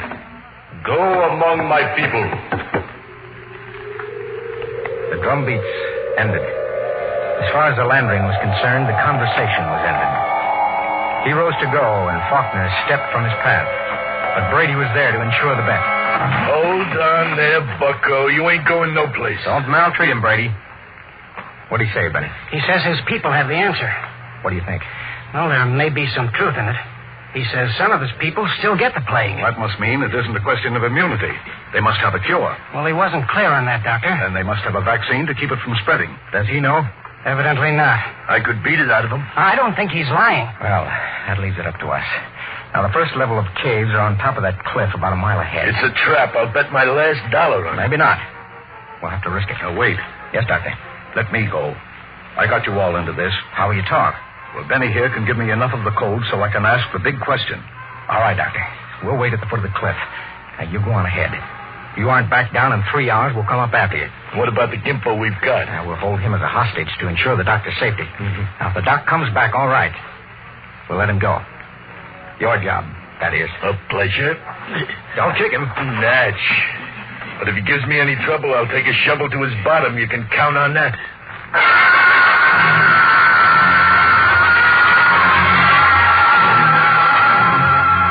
Dr. Morgan about an hour to pick his way up the side of the cliff to the first of the openings where the Landrians lived. He waved to us before he entered the mouth of the cave. And we waved back. Then we settled down to wait. It was a long, long wait. 8 o'clock. He's been up there more than 3 hours, Ira. We'll give him a little more time. It's getting colder. Keep the fire going.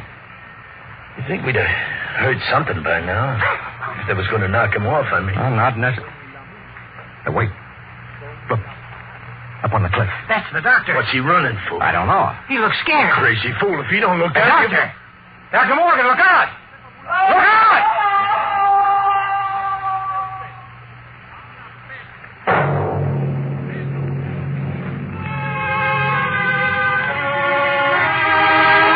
We found him at the foot of the cliff, crumpled and broken. We never knew why he had thrown himself off. Scrawled across the pad he had taken with him, on which to make notes concerning the answer, was a single word. The word was courtesy. The expedition was a failure. Okay, that's it. I have to head back for camp and just wait and pray. Not just yet, Ira. Okay? What's on your mind, Batty? If it's all the same to you, I'd like to take the Gimpo here out behind the rocks and have a talk with him. Okay, Ira? What do you think you'll accomplish? I don't know. Just a quiet little talk. No violence. No violence. Just a real, earnest type conversation. Okay, Ira? It was one of those decisions the commanding officer dreads. 180 lives against the chance that Battiers could persuade the little gray man to give an answer he might not even know. I nodded, and Battiers took the little native off behind an outcropping of rock. He was back in 15 minutes, dripping with sweat. Well? Let's go, Ira. Nothing, huh? But nothing. Is he, Yeah, they ain't made very good, those little gray people. They come apart too easy. So, let's go, Ira. All right. Benny. Hey, Benny. What is it? I feel kind of sick all of a sudden. He's got a weak stomach. Dust allergy. Hey, wait a minute. What is it, Benny? The back of my head. Dull kind of pain. Stick out your tongue. Give him a hand, Battiers. We've got to get him back to camp. What is it? I'm not sure. But that blackness on the tongue and the headache, it could be the plague.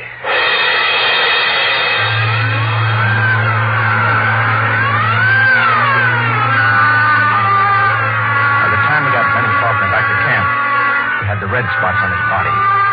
And then the fever began to rage. It was the plague, no mistake about it. Before morning, Collins, the supply sergeant, had it. Then it was Peabody. After that, the men went down like 10 pins. They screamed and moaned. And then they died. Come. Hello, Battiers. Ira? Now, drink. It's the last of the cough medicine. Yeah.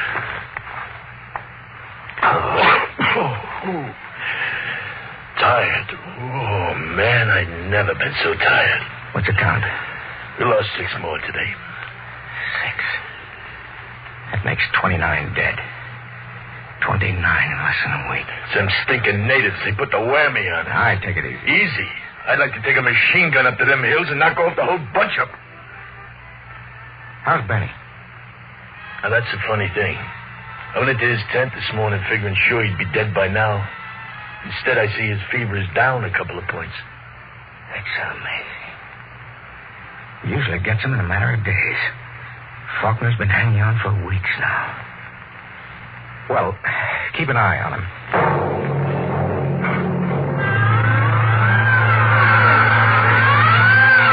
It was a nightmare of eternity after that. A ceaseless round of caring for the stricken and helping with the graves and writing in the book the names of those who died. Sleep came in snatches over when we were so exhausted we couldn't stand. Then one morning, Battiers Brady dragged himself into my shack. Sit down, Bat. What's it count? 6 left. We buried the chaplain today. You got a cigarette? Yeah, sure. How's Faulkner? I don't get it. Still alive? He's getting better. He's sitting up. Holy mackerel.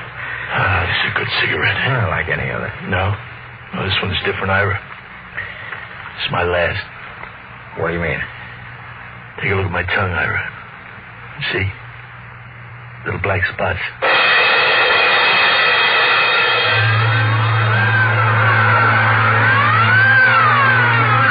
Somehow, I managed to get him into bed. He was already raving when I gave him the last of the morphine. It was incredible. Big, brawling Bat-Ears Brady, a tower of strength, lying sick and whimpering on a cot. I went out on the moors to think. The sun was a dull red glow. Cold breeze whipped up. The planet of Landro was in emptiness. I thought about Bat-Ears and Dr. Morgan and Benny Faulkner. Why should Faulkner, of all of us, recover from the plague from which no man recovered? I turned and went back to see Benny Faulkner. Hello, Captain. Hello, Benny. How are you? Good. Got up and walked a couple of steps today. How goes it? Brady's down. Oh. Listen, Benny. There must be some reason why you survived the virus. Well, how about you? Why didn't you ever even get it? I give it time. What can I do? I want you to tell me everything you know about yourself, everything you can remember. But why? Because somewhere in your makeup is some little thing that makes the difference. At least I can leave a record for any future expedition that comes to Landro. Okay? Okay, Captain Warren. Where do you want me to start? At the beginning. Now, I'm going to take notes. Well, I was born on the 2nd of July in 1971. My parents were ordinary people. My father was...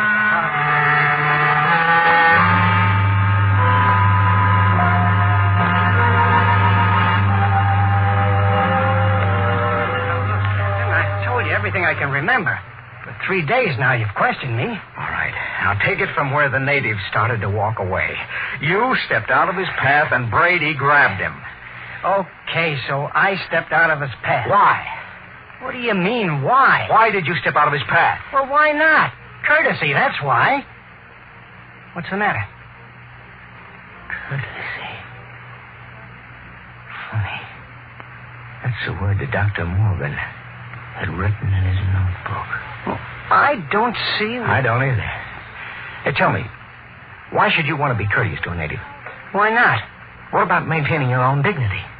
Are you talking about dignity or arrogance? Look, I don't get this at all, Captain. Now, you're familiar with the records left by the first expedition, Benny. What happened with the natives? Well, the natives were friendly enough at first, but after a while they went back to the caves. And when we got here, they wouldn't come near us, right? Right. Yet we came to help them. So what? So maybe this, Benny. Maybe we were all wet in our deductions. Maybe those cities weren't deserted centuries ago after all. Maybe these little people up in the caves are the same people who used to live in those cities. Well, why should they leave? Well, maybe they found out the big cities weren't the answer. Maybe they found out that civilization doesn't necessarily bring happiness. So they just packed up and left. Returned to the simple life. That doesn't make sense. You're forgetting the plague.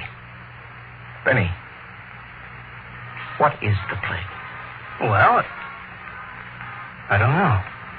I think the plague was nothing more than what we know as greed and arrogance. Captain, you're going off your rocker. I think maybe we were in line to die of it, even if the serum had been good. Well, it violates all the laws of Earth. We aren't on Earth. We're on Landro. A planet a million light years from home. Now, why are we trying to take these primitive, happy people and make them like ourselves? Why are we trying to mold them, to convince them that they belong in cities, that they should be building better can openers instead of just enjoying human relationships? Why, Benny? If that isn't sheer, stupid, crazy arrogance, my name isn't Ira Warren.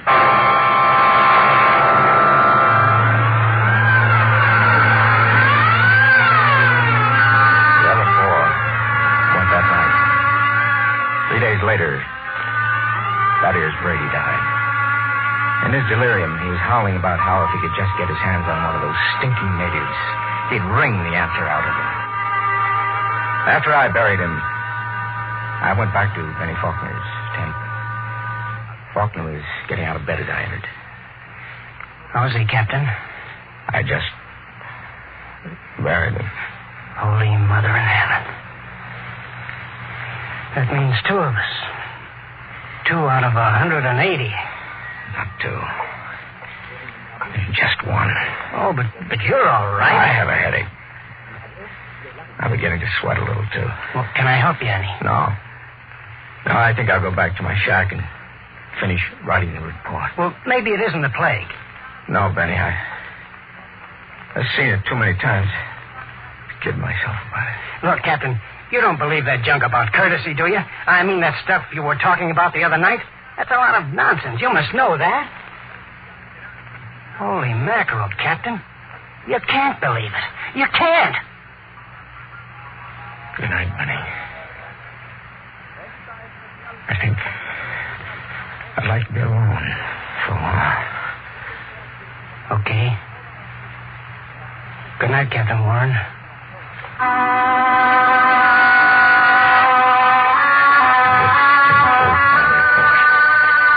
I'm turning it over to Benny Faulkner in the hopes that he will be able to transmit it to any other expedition commander who contemplates exploring the planet of Lantern.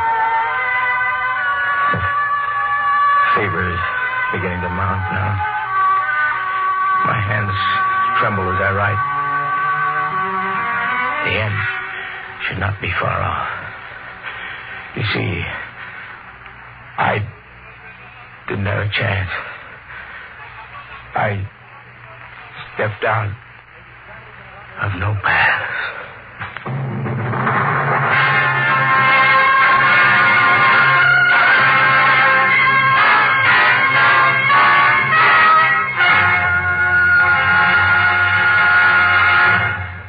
Just heard another adventure into the unknown world of the future.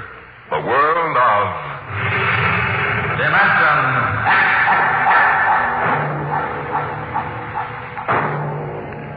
We are just beginning to discover how boundless our universe really is.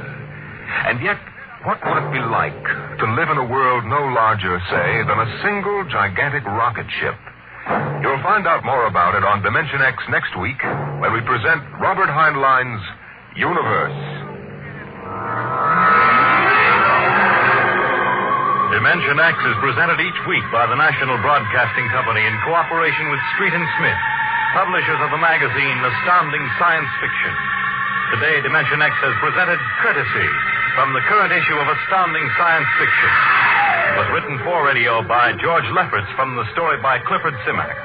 Featured in the cast were Lawson Zerbe as Captain Warren, Bill Zuckert as Battiers Brady, and Bill Gray as Benny Faulkner. Your host was Norman Rose. Music by Albert Berman. Dimension X is produced by William Welch and directed by Fred Way.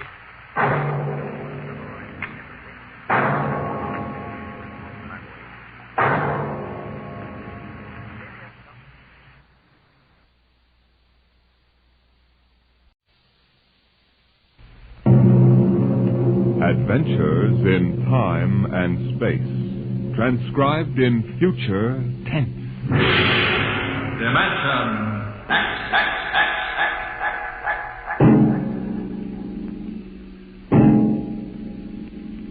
In the beginning, there was Jordan, thinking his lonely thoughts. Out of the loneness came a longing. Out of the longing came a vision. Out of the dream came a planning. And out of the planning came decision. Jordan's hand was lifted, and the ship was born.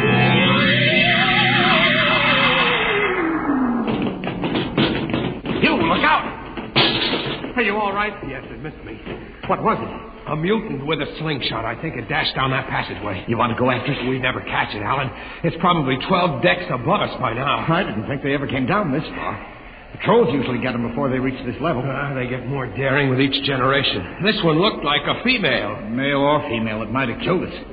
I told you this trip was pure foolishness. Climbing 24 deck levels to hear a crazy old man rave. We're almost there now. Compartment X15, level 24. This is the place. This area smells as if it hadn't been visited by a sanitation crew for generations. Part of the ship is almost deserted.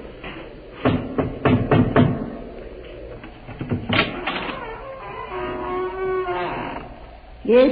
This is the compartment of John the Witness. Who are you? My name is Hugh Hoyland. I'm a cadet from the scientist barrack. This is my friend Alan Mahoney. What do you want of John the Witness? Only to talk. Are you a believer in Jordan? Naturally. I have heard that there are those among the younger scientists who doubt the word of Jordan. To doubt is death. We're not heretics. Enter. I have brought a gift of tobacco, grown on the richest level. It smells good. I assure you it's the best. Wait here. What a rat's nest. What the devil do you think he can tell you? I don't know. Now, hush.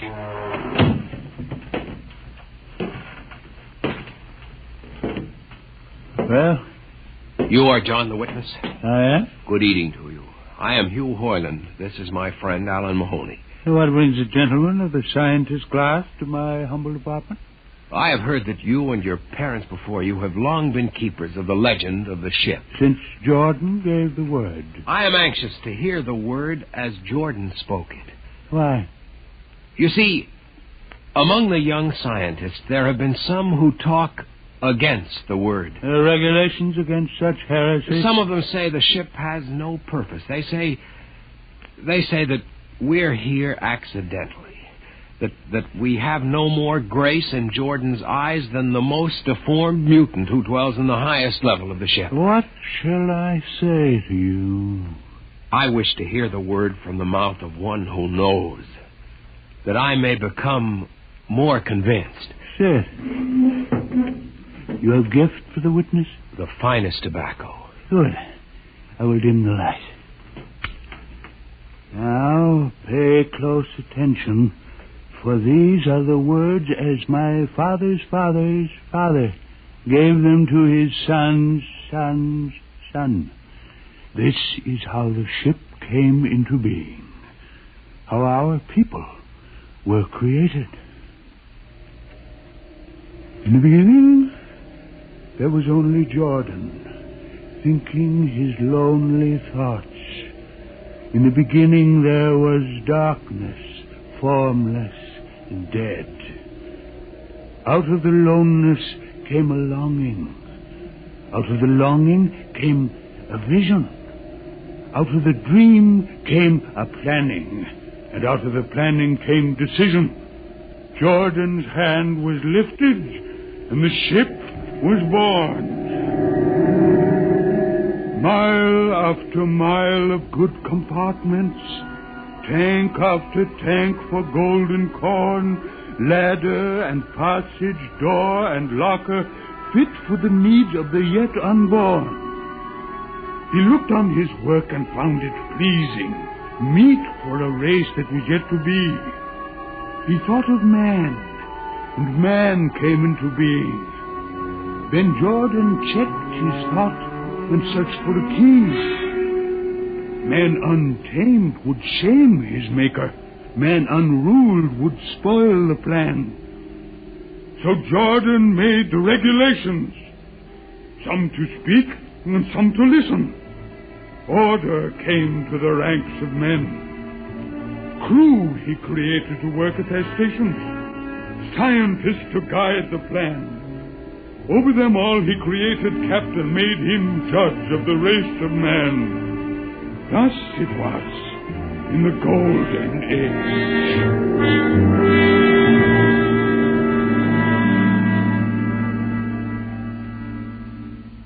age. These are the true words? As my father's father taught them. But what of the strange beast-like people on the upper levels of the ship? Surely Jordan did not create them. Jordan is perfect. All below him lack perfection. You have heard of the legend of Huff? I have heard that he mutinied against Jordan. Darkness swallowed the ways of virtue. Sin prevailed upon the ship.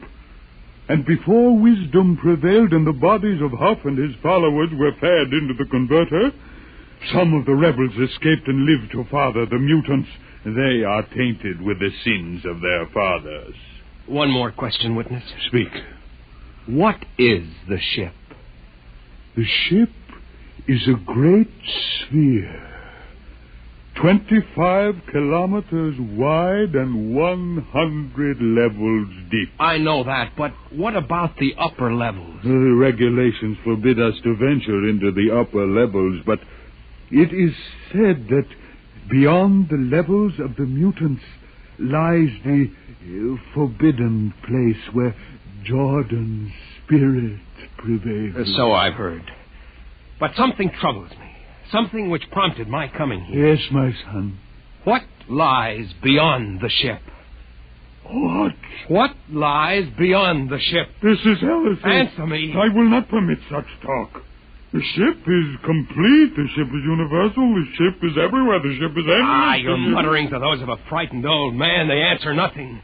You question the word? I think you lie. Hear me, Mr. Highland. For what you have already said, I can have your body fed to the converter. Your soul launched on the endless trip. You threaten me. You, for Jordan's sake. You think I fear this dried fig of a man? You. Sir, my friend is impetuous. He doesn't understand. I might be persuaded to forget a substantial gift. You pig. You. Come on, Alan. The sight of this so-called holy man offends me. No, you shall not leave.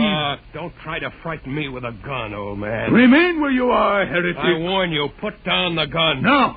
No closer. Drop it. Very well, then. Get to the heretic. Alan, get him! Is he dead? I don't know. Come on, Hugh. We've got to get out of here.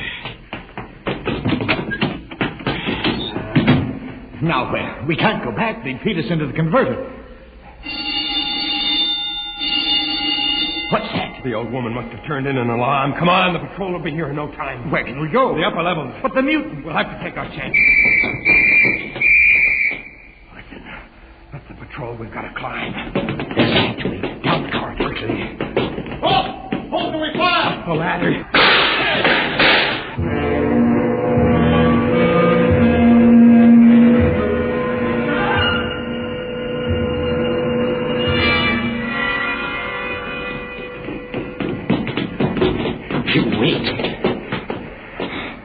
How far are we from the outside wall? Judging by the slope of the deck, about 2 miles.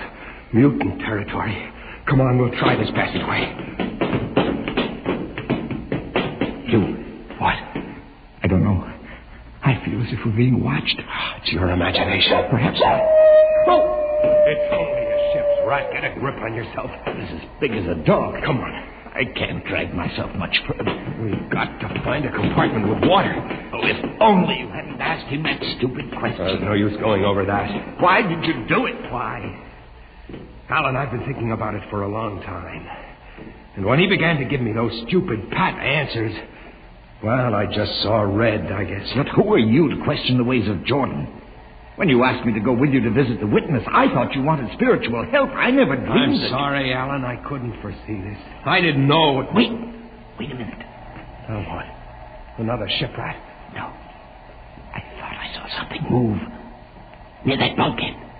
I didn't see anything. Maybe my eyes are going bad still. Listen. You behind? Alan, look out!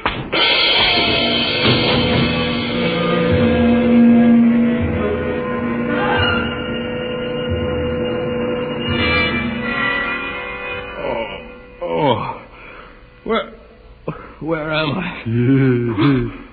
What are you? Get away from me! Alan! Alan! Look out for that knife! Stay away from me! Alan! Alan! Don't kill him, Bobo. Not yet.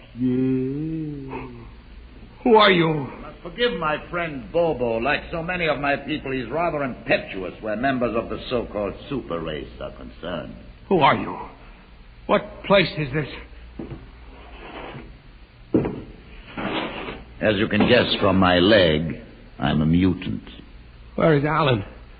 Your friend is dead. I was not able to restrain my people in time to save him.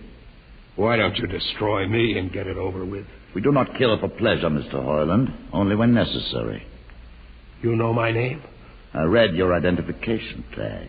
Who are you? Mutants can't read. My name is Gregory. I'm a leader of my people. Although we are unfortunate in our heredity, Mr. Hoyland, many of us are quite intelligent. Why do you live like animals? We would rather live like free animals than like regimented slaves, as you do.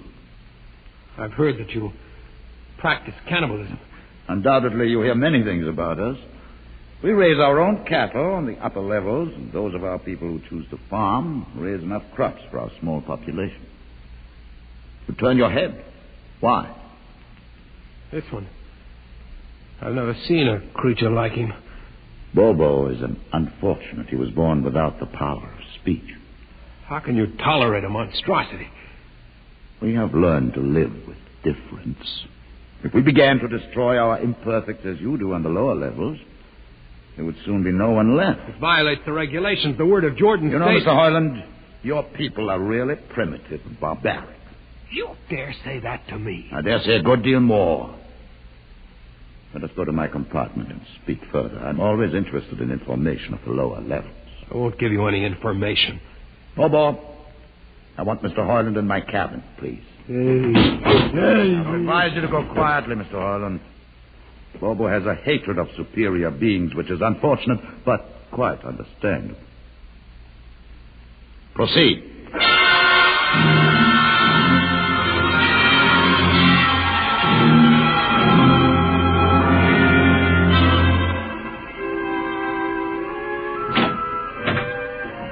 Enter, Mr. Hoyland. This is where you live? Yes. But you have books. Stolen from your libraries, Mr. Hoyland. Compton's Astrophysics. The Philosophy of Interstellar Navigation. Celestial Mechanics. You have read these? Most of them. Why did you bring me here? What do you intend to do? Do you believe in Jordan, Mr. Hoyland? There is no other belief. And the trip? I suppose you believe in the trip, too. Well, what else is there to believe? When you die, your remains are fed to the converter, and your soul makes the trip. And where does the trip take you? Why, to Centaurus, of course. Huh? And what is Centaurus? Why, Centaurus, mind you, I'm just telling you the orthodox answer. Centaurus is where you arrive when you've made the trip. A place where everything is happy and everybody's happy and there's always good eating. It's mythological, of course. And you believe this? The peasants believe it, literally, but many of the younger scientists like myself know that it's figurative, symbolic. Why do you ask? Didn't it ever occur to you, Mr. Hoyland, that the trip is exactly what your peasants believe it is? That the ship and all the crew were actually going someplace, moving? The ship can't go anywhere. It already is everywhere. Imagine a place bigger than the ship, much bigger, with the ship inside it, moving inside. But there can't be any place bigger than the ship. There wouldn't be any place for it to be. Oh, for heaven's sake. Listen, you know the lowest level? Yes. If you started digging a hole in the lowest level, where would that hole go? Where would that hole... Oh, no, it's forbidden to think such a thought. Where would it go? No, I can't think about it. Bobo, we're going to take Mr. Hoyland to the place. Where are we going? To the top level. But it's certain death. Nonsense, I've been there 1,000 times. Come along. No, I won't. You can't make me. I think we can. Now, shall we proceed peacefully, or shall I have Bobo persuade you?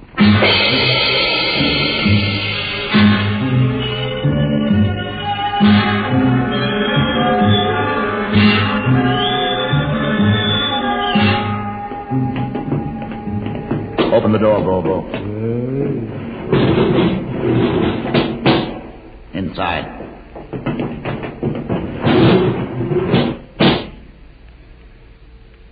What place is this? This, Mr. Hoyland, is the main control room. Why, Mr. Hoyland, you're trembling. It isn't true. There is no such place except in mythology. Oh, you younger men are so wise, Mr. Hoyland, except for one thing. This happens to be the main control room of the ship. But it's nothing but a huge room with an instrument panel. What did you expect? How do you know this is the main control room? See these instruments? Using them, the navigator, many hundreds of years ago, actually steered the ship on its voyage. I don't understand. I didn't suppose you would. Your people have been so steeped in superstition and ignorance that the whole concept has lost its meaning. Sit in that chair. Don't be frightened. Sit down. Very well. Look up. What do you see? Nothing but a huge shield. Watch it for one moment, Mr. Hoyland. You are going to see something that few of us have ever been privileged to witness. Something so dazzling that you may find it hard to accept at first. But it is there. It is a reality. And ultimately you must accept it. What are you doing? I'm dimming the lights. Don't be frightened. Keep your eyes focused on the shield above us. Ready? Watch it. The shield! It's sliding back! Ghost of Jordan! Well? What am I seeing? The universe, Mr. Hoyland. The universe. In all its beauty. The stars, the planets, the suns, the moons, and the constellations. This is your heritage, Mr. Hoyland. The heritage you've been too stupid to see. But it can't be. The ship is the universe. There is nothing but the ship. Ah, but there it is. You see it before your eyes, spread out like a canopy of glory. You still deny it? Answer me, Mr. Hoyland. Do you deny it?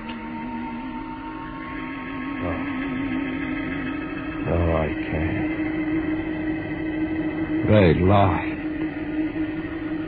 They lied to us.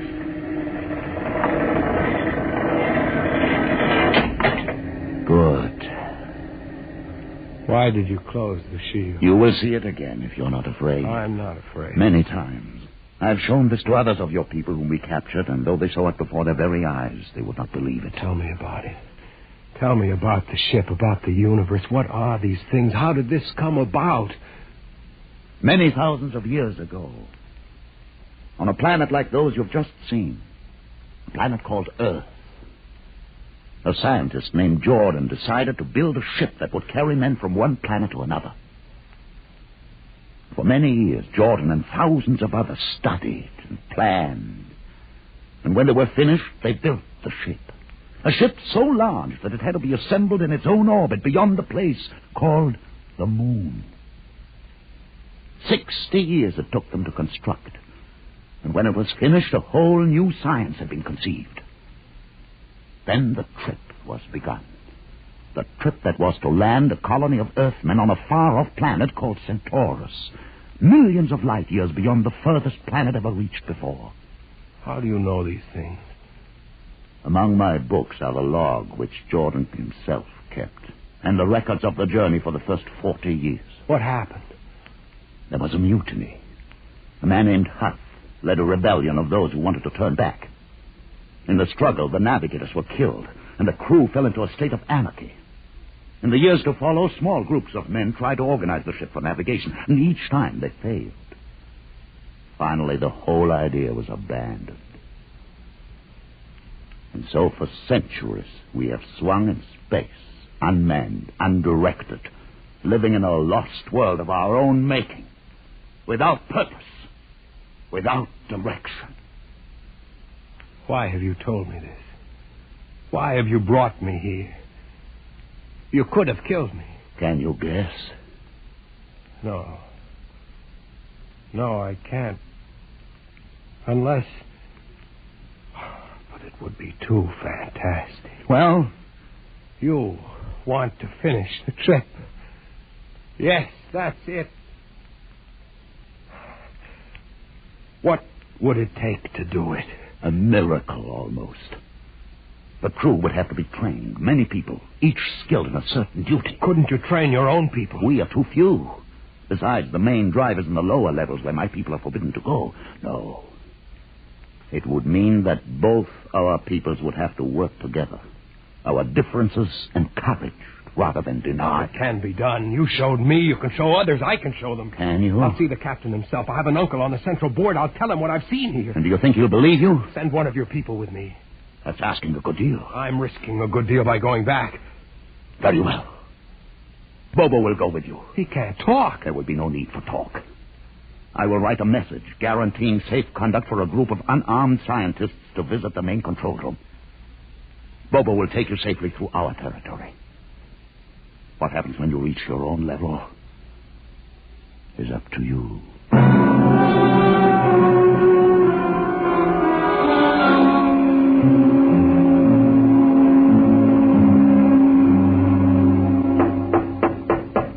One moment. Yes, what you... Quick, Uncle Edison. But this mutant... He's harmless, please. Now, what is this?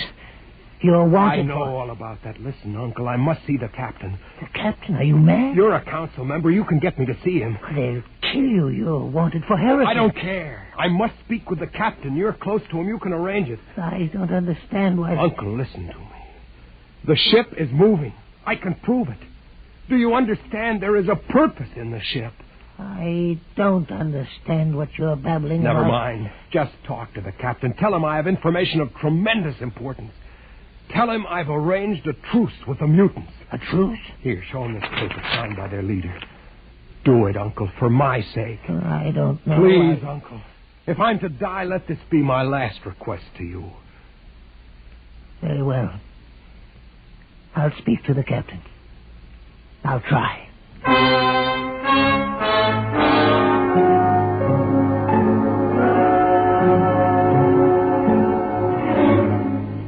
And you say, Mr. Harlan, that you saw this with your own eyes? I swear it, Captain. I swear it on the word of Jordan. Let me see that paper again. What do you think, Commander Erst? I don't know, sir. It might be a trick. I guarantee you safe conduct. If these things are as Mr. Harlan reports them, it would pay to risk a few lives. The man is a convicted heretic. Still, we mustn't discount his word entirely. He has a safe conduct. The mutant risked its life coming with him. I think we might investigate. You will do it? I'll have an expedition outfitted. Dismiss, Mr. Harlan. Thank you, sir. Thank you. Captain, do you... Commander Erst. Sir. You'll make the necessary arrangements for an expedition. I trust you understand. Perfectly, sir. Perfectly.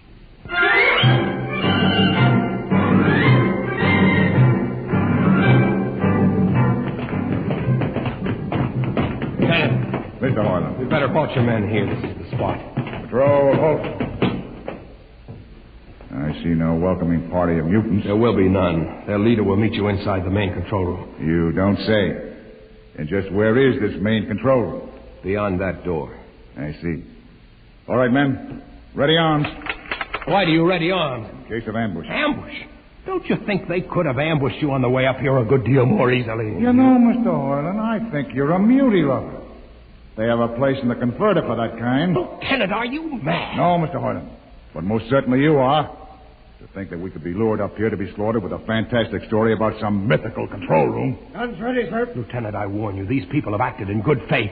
If you break that faith now... mutants to open the control room, Mr. Harlan. No, not until those guns are dismounted. As leader of this expedition, I order you to call them. I refuse. You cannot do this thing. This is no way to keep a truce. Very well, if you refuse. Oh, there! Mutant! Come out! For Jordan's sake, Lieutenant. Too quiet for comfort. Mutant! Open the door! Please, Jordan, don't let anything happen. Please don't. It's opening. Ready, men. Someone's coming out. Look at his leg. Horrible. Steady. He's walking toward us. I can't stand this.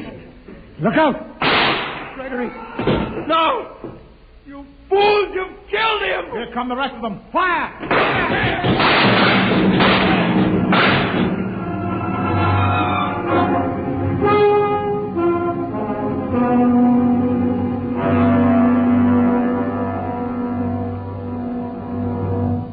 That should teach them a lesson they won't forget. All right, men. Inside the room. McClellan, you're under arrest as a conspirator in this ambush. Ambush, you fool, you blind, stupid fool. That'll be enough. Have you been inside this place before? Yes. What's all this machinery? These are the controls he would have used to steer the ship. He's gone out of his mind, Lieutenant. Steer the ship? Who? The leader. The one you killed. This ugly mutant? This ugly mutant happened to be a man of true greatness. You're mad. Am I? This man had a vision which could have saved you, but you chose to kill him because you couldn't stand the sight of his difference from you. I'll not listen to these ravings. Close your ears. Shut your minds against the conscience that tells you it's wrong to kill. That tells you that your need to be arrogant only proves your inadequacy to yourself. Shut him up. Don't listen to him, man. You can't shut your ears. My words sting you. You cannot shut your mind. And you cannot shut your eyes. Don't do this. The roof. It's moving back. Look. Let the vision of this confound your ignorance and blind your eyes. This is the heritage you tried to stifle in your own breasts. This is the heritage of stars and open skies for which men have yearned for centuries. Try to destroy this, and you will only destroy yourselves. Death to the heretic. Kill me if you choose. But I say to you that this you cannot keep from our people. That they will seek it out, and the ship will be manned, and the ship will be steered, and there will be freedom and purpose and respect for ourselves. This is your heritage. Look upon the universe. Kill him! Kill him!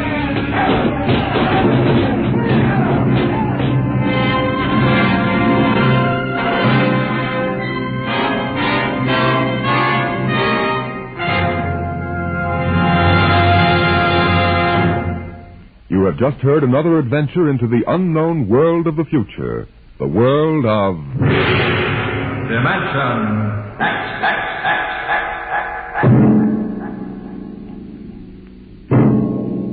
Today, Dimension X is transcribed Universe, written for radio by George Lefferts and based on a story by Robert Heinlein. Featured in the cast were Mason Adams as Hugh and Peter Capell as Gregory. Your host was Norman Rose. Music by Burt Berman. Engineer Bill Chambers. Sound created by Manny Siegel, Max Russell, and Wes Conant. Dimension X is produced by William Welch and directed by Edward King. Ed Archie Gardner tangles with Tallulah Bankhead on The Big Show.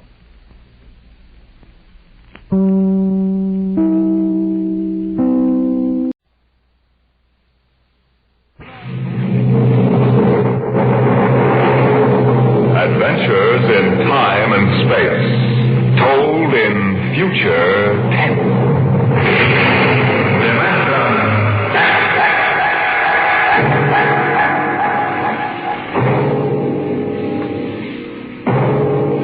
The National Broadcasting Company, in cooperation with Street and Smith, publishers of astounding science fiction, bring you Dimension X.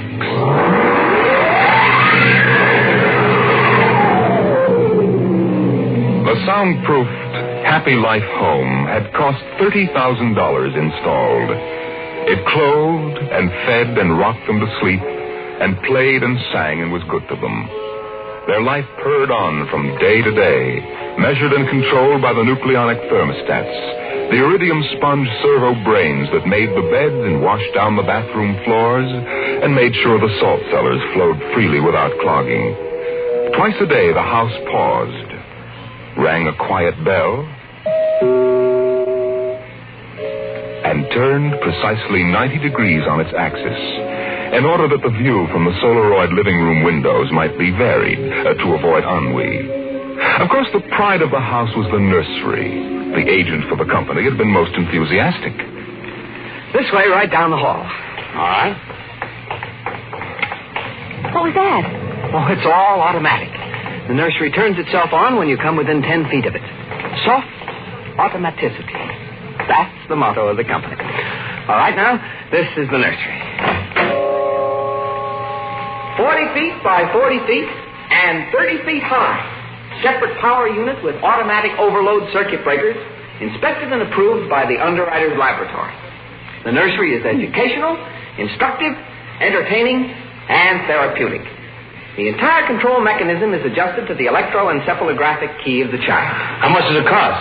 30,000 FOB, Los Angeles. Well, that's as much as the whole house. Why, no. But we do want the best for our children, don't we? Oh, yes, we want the best for our children.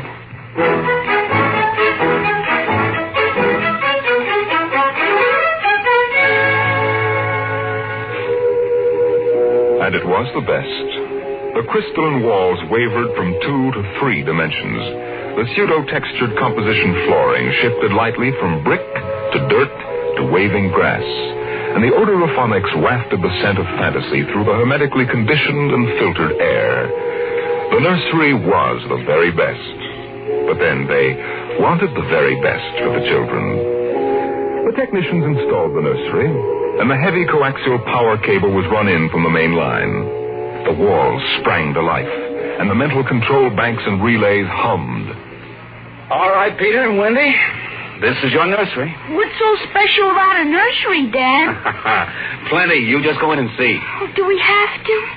It's so big. You promised you'd play ball with me outside, Pop. Go on, kids. Try out the nursery. It's better than any old yard. Oh. Go on in, dear. You'll be surprised.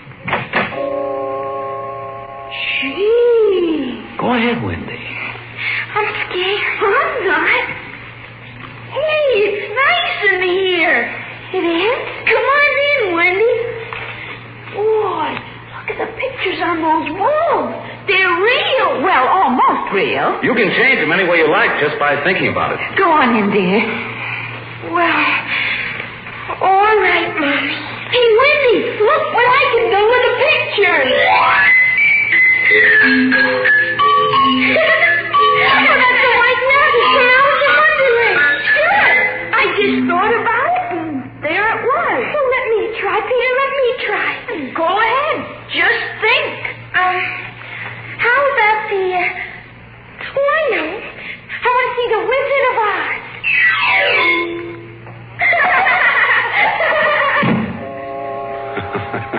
Well, dear, there we are. They like it, don't they? Well, why shouldn't they? All they have to do is think, and they've got whatever they want in 3 dimensions. Color, sound, and smell. Oh, think what it would have been like to have a nursery like that when you were a kid. It's nice that we can give them all the advantages. Why, sure. What else are we working for, huh? Right. Well, what do you want to do this evening? Well, the Petersons asked us over for bridge, but... Oh, we don't have to worry about the kids. They'll be all right in the nursery. Come on, Lydia. We deserve a night out.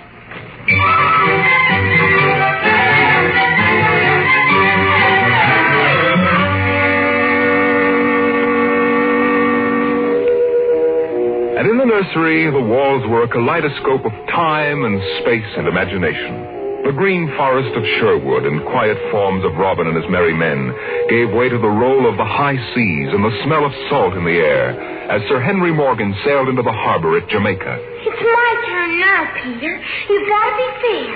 It's my turn. Dorothy and the Wizard of Oz followed the yellow brick road round the nursery walls.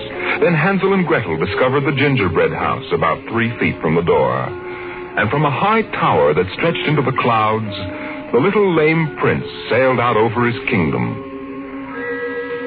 And behind the crystalline quartz walls, the vacuum tubes and grids and banks of mental image tape spun quietly and efficiently, erasing the line between illusion and reality. Of course, the electric bill from Consolidated Utilities was tremendous, but it was worth it. The house went on. The stove hummed happily in the kitchen, making breakfast, dinner, and supper for 4, turning the eggs over lightly and producing popovers electronically calculated by capacity to a 30-volt current and specific gravity.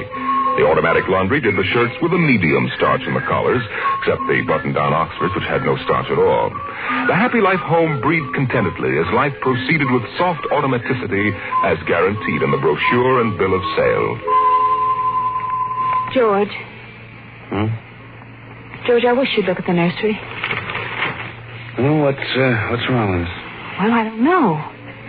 Well, that might... I just want you to look at it, that's all. Or call a psychologist to look at it. What would a psychologist want with a nursery? Oh, now, George, you know very well what he'd want. I was in the nursery last week. It's perfectly all right. Well, it's different now. Huh? What do you mean, different? Well, I just want you to come and see. Are the kids there? No, Madge Allen took them to a show along with her kids. That's why I want you to look in now before they get back. All right. What you expect me to do, I don't know. I'm no mechanic. This isn't a question of a leaky faucet, George. All right, dear, I'm coming.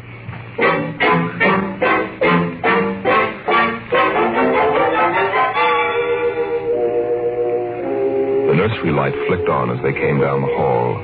The relays clicked, and the tubes warmed, and chemical odor banks and pipes bubbled into life as they paused before the closed door. Go ahead, George. Open it.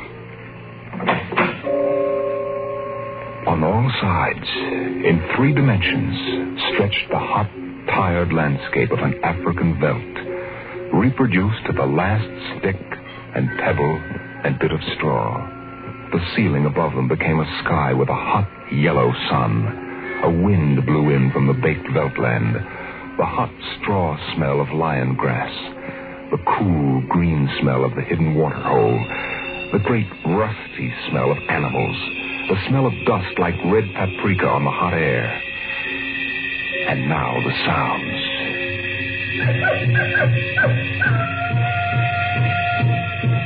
The howl of the jackal in the distance. The thump of distant antelope feet on grassy sod. And the papery rustling of the great vultures that wheeled and circled under the yellow, burning sun.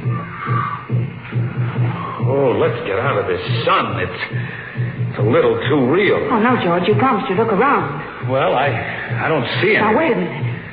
Look. There are the vultures. Filthy creatures. And there are the lions. Far over that way. Yes, I see them. They're on their way to the water hole. They've just eaten. Eaten? Yes, I can't see what. The sun's too strong. Well, shade your eyes. It's some animal. A zebra or a baby giraffe, maybe. Can you see it? Are you sure? It's a little too late to be sure. Nothing over there but clean bone and vultures dropping for what's left. George, did you hear that scream? What scream? Just now. Sorry, hon, no. Here come the lions. George, they're frightening. Take it easy, Lydia. They're just illusions. It was a miracle of mechanical efficiency. The lions prowling toward them over the tawny veldtland. A miracle of inventive genius. Every house should have one. The lions were 15 feet away. So real, so startlingly real, you could feel the prickling fur on your hand. Your mouth was stuffed with the dusty upholstery smell of their heated pelts. And the yellow of them was in your eyes, like the yellow of an exquisite tapestry. The yellows of lions and summer grass. And the sound of the matted lion lungs exhaling on the silent noontide. And the smell of meat from the panting, dripping mouths. George, I'm afraid. They're so real. They're only an illusion, Lydia, that's all. Watch out! Oh, quick, outside. Oh, George. Lydia, my poor, sweet Lydia. George, they almost got her. No. Take it easy. Calm down. Yes, but I could feel their breath. No. Get a hold of yourself, Lydia. They aren't real. Walls, that's all it is. Crystalloid walls. But they look so real. Yes, darling. Of course they do. But it's all dimensional color reactionary process and metal tape film behind glass screens. It's all odorophonics and sonics. Now, here, take my handkerchief. I'm afraid, George. Did you see? Did you feel? It's too real. No, Lydia. We've got to tell Wendy and Peter not to read any more on Africa. Yes, of course, dear. Do you promise? Sure. And lock the nursery for a few days. Oh, now, wait a minute, dear. Let's keep our sense of proportion. George, I want you to lock that place up. Honey, you know how difficult Peter is about that. I punished him last week by locking the nursery for an afternoon. He threw a tantrum, and Wendy, too. Honey, they live for the nursery. I tell you, it's got to be locked. That's all there is to it. Lydia, you need a rest. Oh, I don't know. I don't know. Maybe I don't have enough to do. I have too much time to think. All I do is set the menu selector dials at the beginning of the week. But, honey, that's the whole idea. The house is automatic. I know. But couldn't we turn it off for a couple of weeks? Just a couple of weeks and take a vacation. You mean that you want to fry eggs for me? Yes, I do. And darn socks, too. I feel like I don't belong here. The house is wife and mother and maid. How can I compete with the African Veldt? And you, George, you don't know what to do with yourself in the house when you're home. You're drinking too much. Am I? You feel useless, too. Yes, I suppose I do. George. Those lions can't get out of there, can they? Oh, of course not, dear. Now, don't think about it anymore.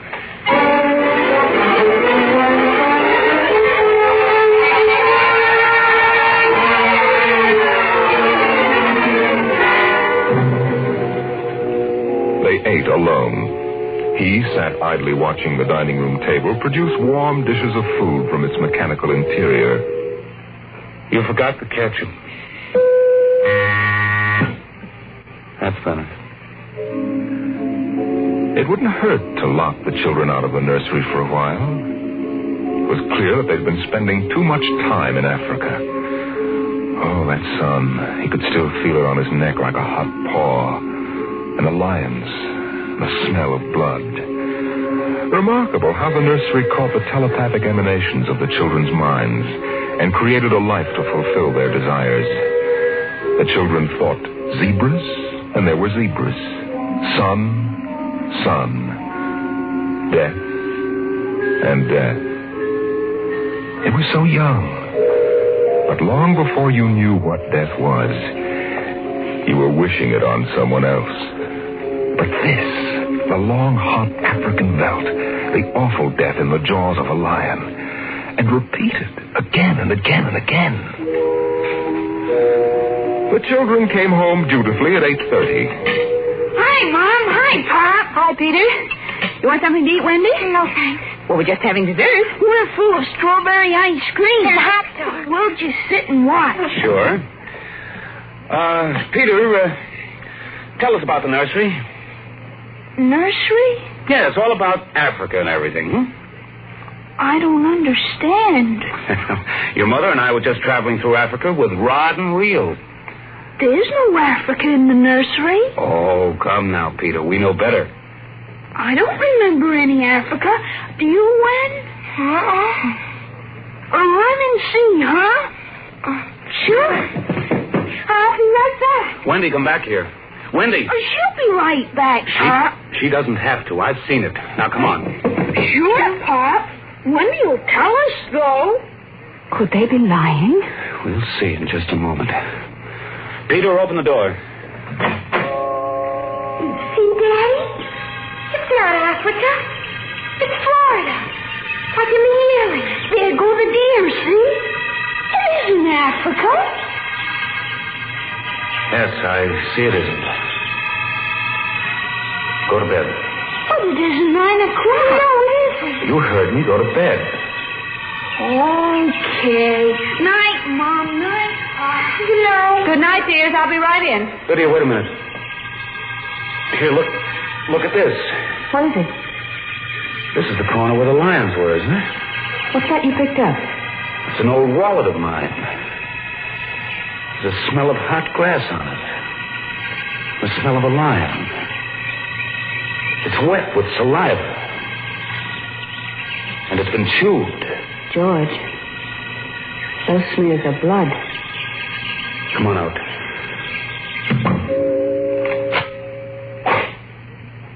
Now let's go to bed.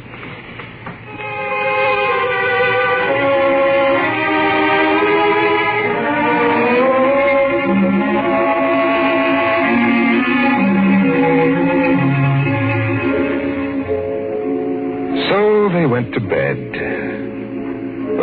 middle of the night, Lydia was still awake, and she knew her husband was awake. George. How did your wallet get in the nursery? I don't know. Wendy must have changed the walls from the African Veldt. Honey, I'm going to keep it locked. Maybe it isn't good for the children. It's supposed to help them work off their neuroses in a harmless way. I'm starting to wonder. We've given the children everything they wanted. My father used to say children are like carpets. They should be stepped on occasionally. We've never lifted a hand. They're spoiled. And we're spoiled. I think I'll have Dr. McLean come tomorrow morning and have a look at Africa. Yes, only it isn't Africa now. It's Florida and the yearling. I have a feeling it'll be Africa again before then. George, Wendy and Peter aren't in their room. No. They've broken into the nursery. They screamed. They sounded familiar. Did they? Yes, awfully. Oh, George.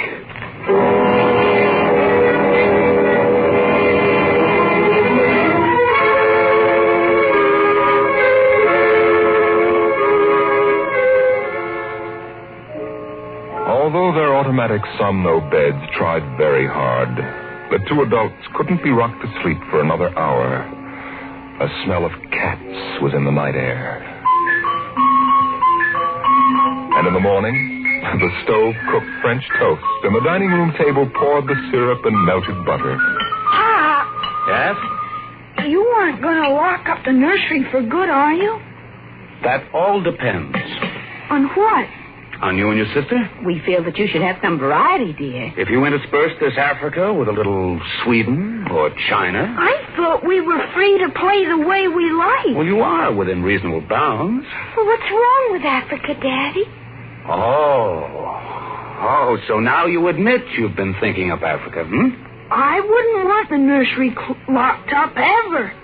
Well, as a matter of fact, we're thinking of turning the whole house off for about a month. Sort of camping out. You mean I'd have to tie my own shoes instead of having my shoe tire do it?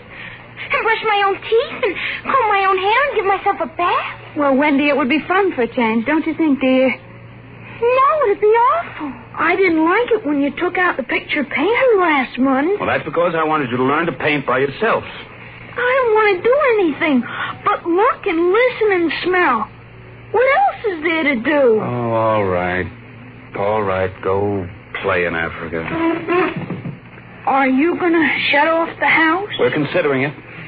I don't think you better consider it anymore, Pop. I won't have any threats from you, son. Okay, Pop.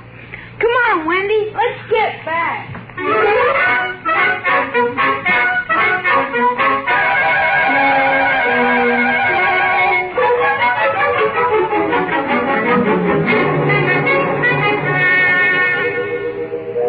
After breakfast, Dr. David McLean was announced by the audio knocker.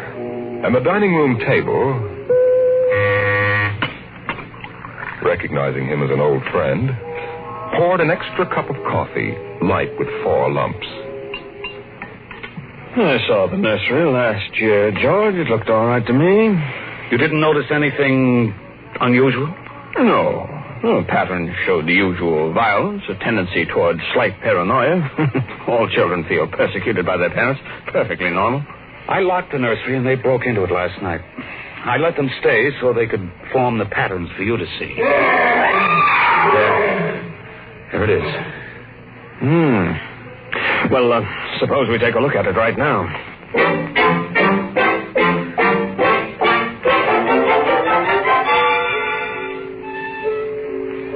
They entered without knocking and sent the children out.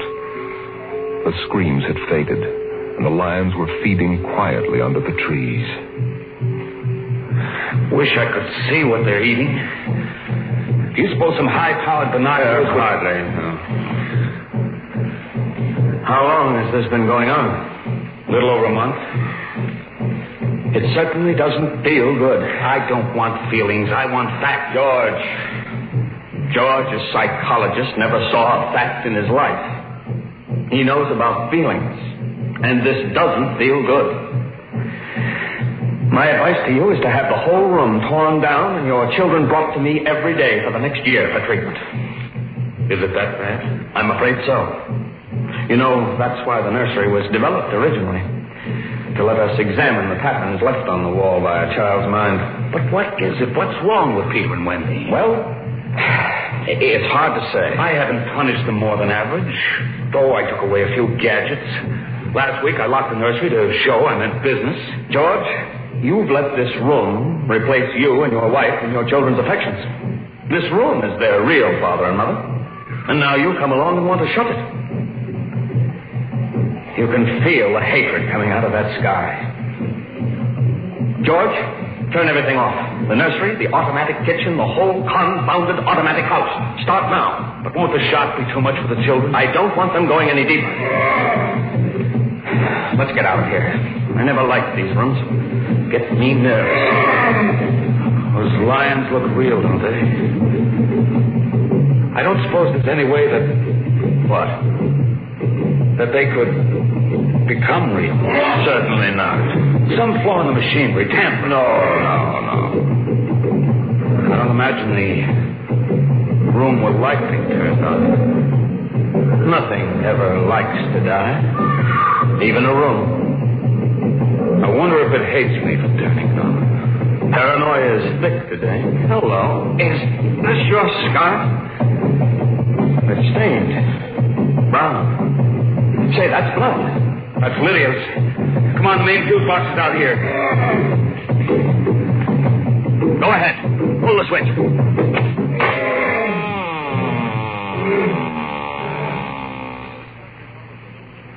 Yeah. It's off.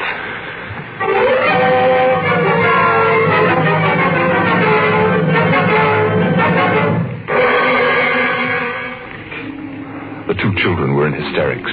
They screamed and kicked and threw things. They yelled and sobbed and swore and jumped on the furniture, weeping. It's off and it stays off. The whole house dies as of now. The more I see of the mess we put ourselves in, the more it sickens me. We've been contemplating our electrical, mechanical navels for too long. We need air. Fresh, unfiltered, unconditioned air. He marched around the house, cutting switches and pulling fuses. The stove was disconnected with a roast lamb in the oven and a flapjack still in the air. The heaters, the shoe shiners, the shoelacers, the body scrubbers and swabbers and massagers. He pulled the plugs and shorted out the controls, one after the other. The house became full of electronic corpses. It was a mechanical cemetery. So silent. None of the humming, hidden energy of the machines waiting to function at the tap of a button. And by the still dining room table, its radionic insides dead and currentless, Peter wailed at the house. Don't let them do it. Don't let Pop kill everything. I hate you, Pop. I hate you. Peter, please. Insults won't get you anywhere. I wish you were dead. We were for a long while. Now we're going to start really living. One more, Daddy. Just one more. Oh, Wendy, one honey. minute of the nursery. That's all. Just one more minute. George. George, it can't hurt, really. Oh, all right. Only shut up. 1 minute. And that's the end. Forever. Gee, thanks, Pop. Thanks. Then we're going on a vacation. Dr. McLean is coming in a half hour to help us out. Lydia, turn on the nursery. Now, remember, kids, it'll be just for 1 minute. Oh, boy. Come on, Wendy. Come on. Oh, thanks, Daddy. Thanks a lot. Just 1 minute, remember. Oh, where'd I put those suitcases? Lydia! Don't shout, George. I'm right here. Oh, did you leave them alone in the nursery? Well, I've got to get ready, George. Oh, that awful Africa. What can they see in it? Well, in an hour, we'll be on our way to Iowa. What prompted us to buy a nightmare like that? Pride, I guess. We had the money and we were foolish. I guess we'd better get them out of there before they get involved with those beasts again. Pop! Come in! Daddy! Mommy! Come on, quick. Wendy, Peter, what's the matter? Hurry up. Open the nursery. Wendy. Peter. Well, they aren't anywhere. Wendy! Peter? Peter! Oh. The door. Open the door. They've locked it from the outside. Peter! Peter, open up! Peter! Don't let them turn off the nursery! Now, don't get ridiculous, children. It's time to go. Wendy! Wendy, open the door, dear! Let us out! Peter, open the door. Time to go. Open the door. George, the lion! Peter, do you hear me? Open this door. They're all around us. George! Son, do you hear me? Let us out! George, look out! The lions are coming!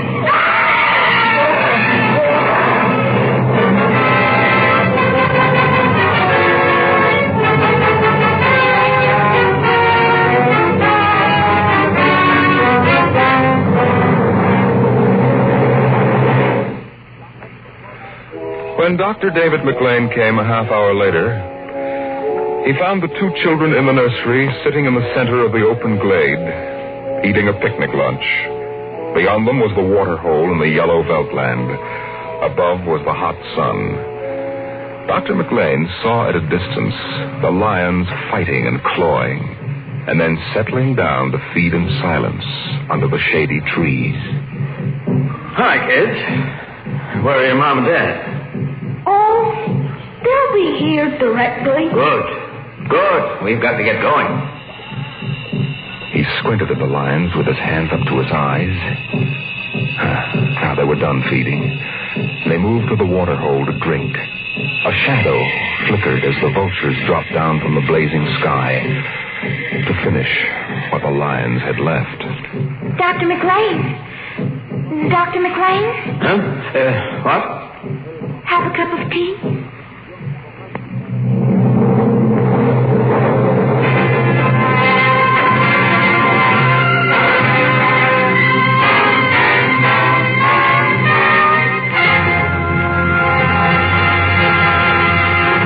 You've just heard another adventure into the unknown world of the future. The world of Dimension X.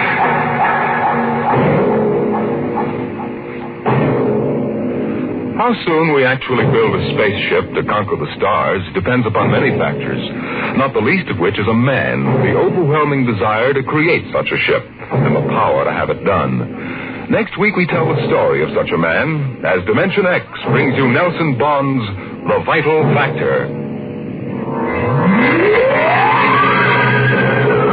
Dimension X is presented transcribed each week by the National Broadcasting Company in cooperation with Street and Smith, publishers of the magazine Astounding Science Fiction. Today, Dimension X has presented The Veldt, written for radio by Ernest Kenoy from Ray Bradbury's The Illustrated Man. Included in the cast were Leslie Woods and Bill Quinn as the parents, Joan Laser and David Anderson as the children. Your host was Norman Rose. Music by Albert Berman. Dimension X is produced by William Welch and directed by Fred Way.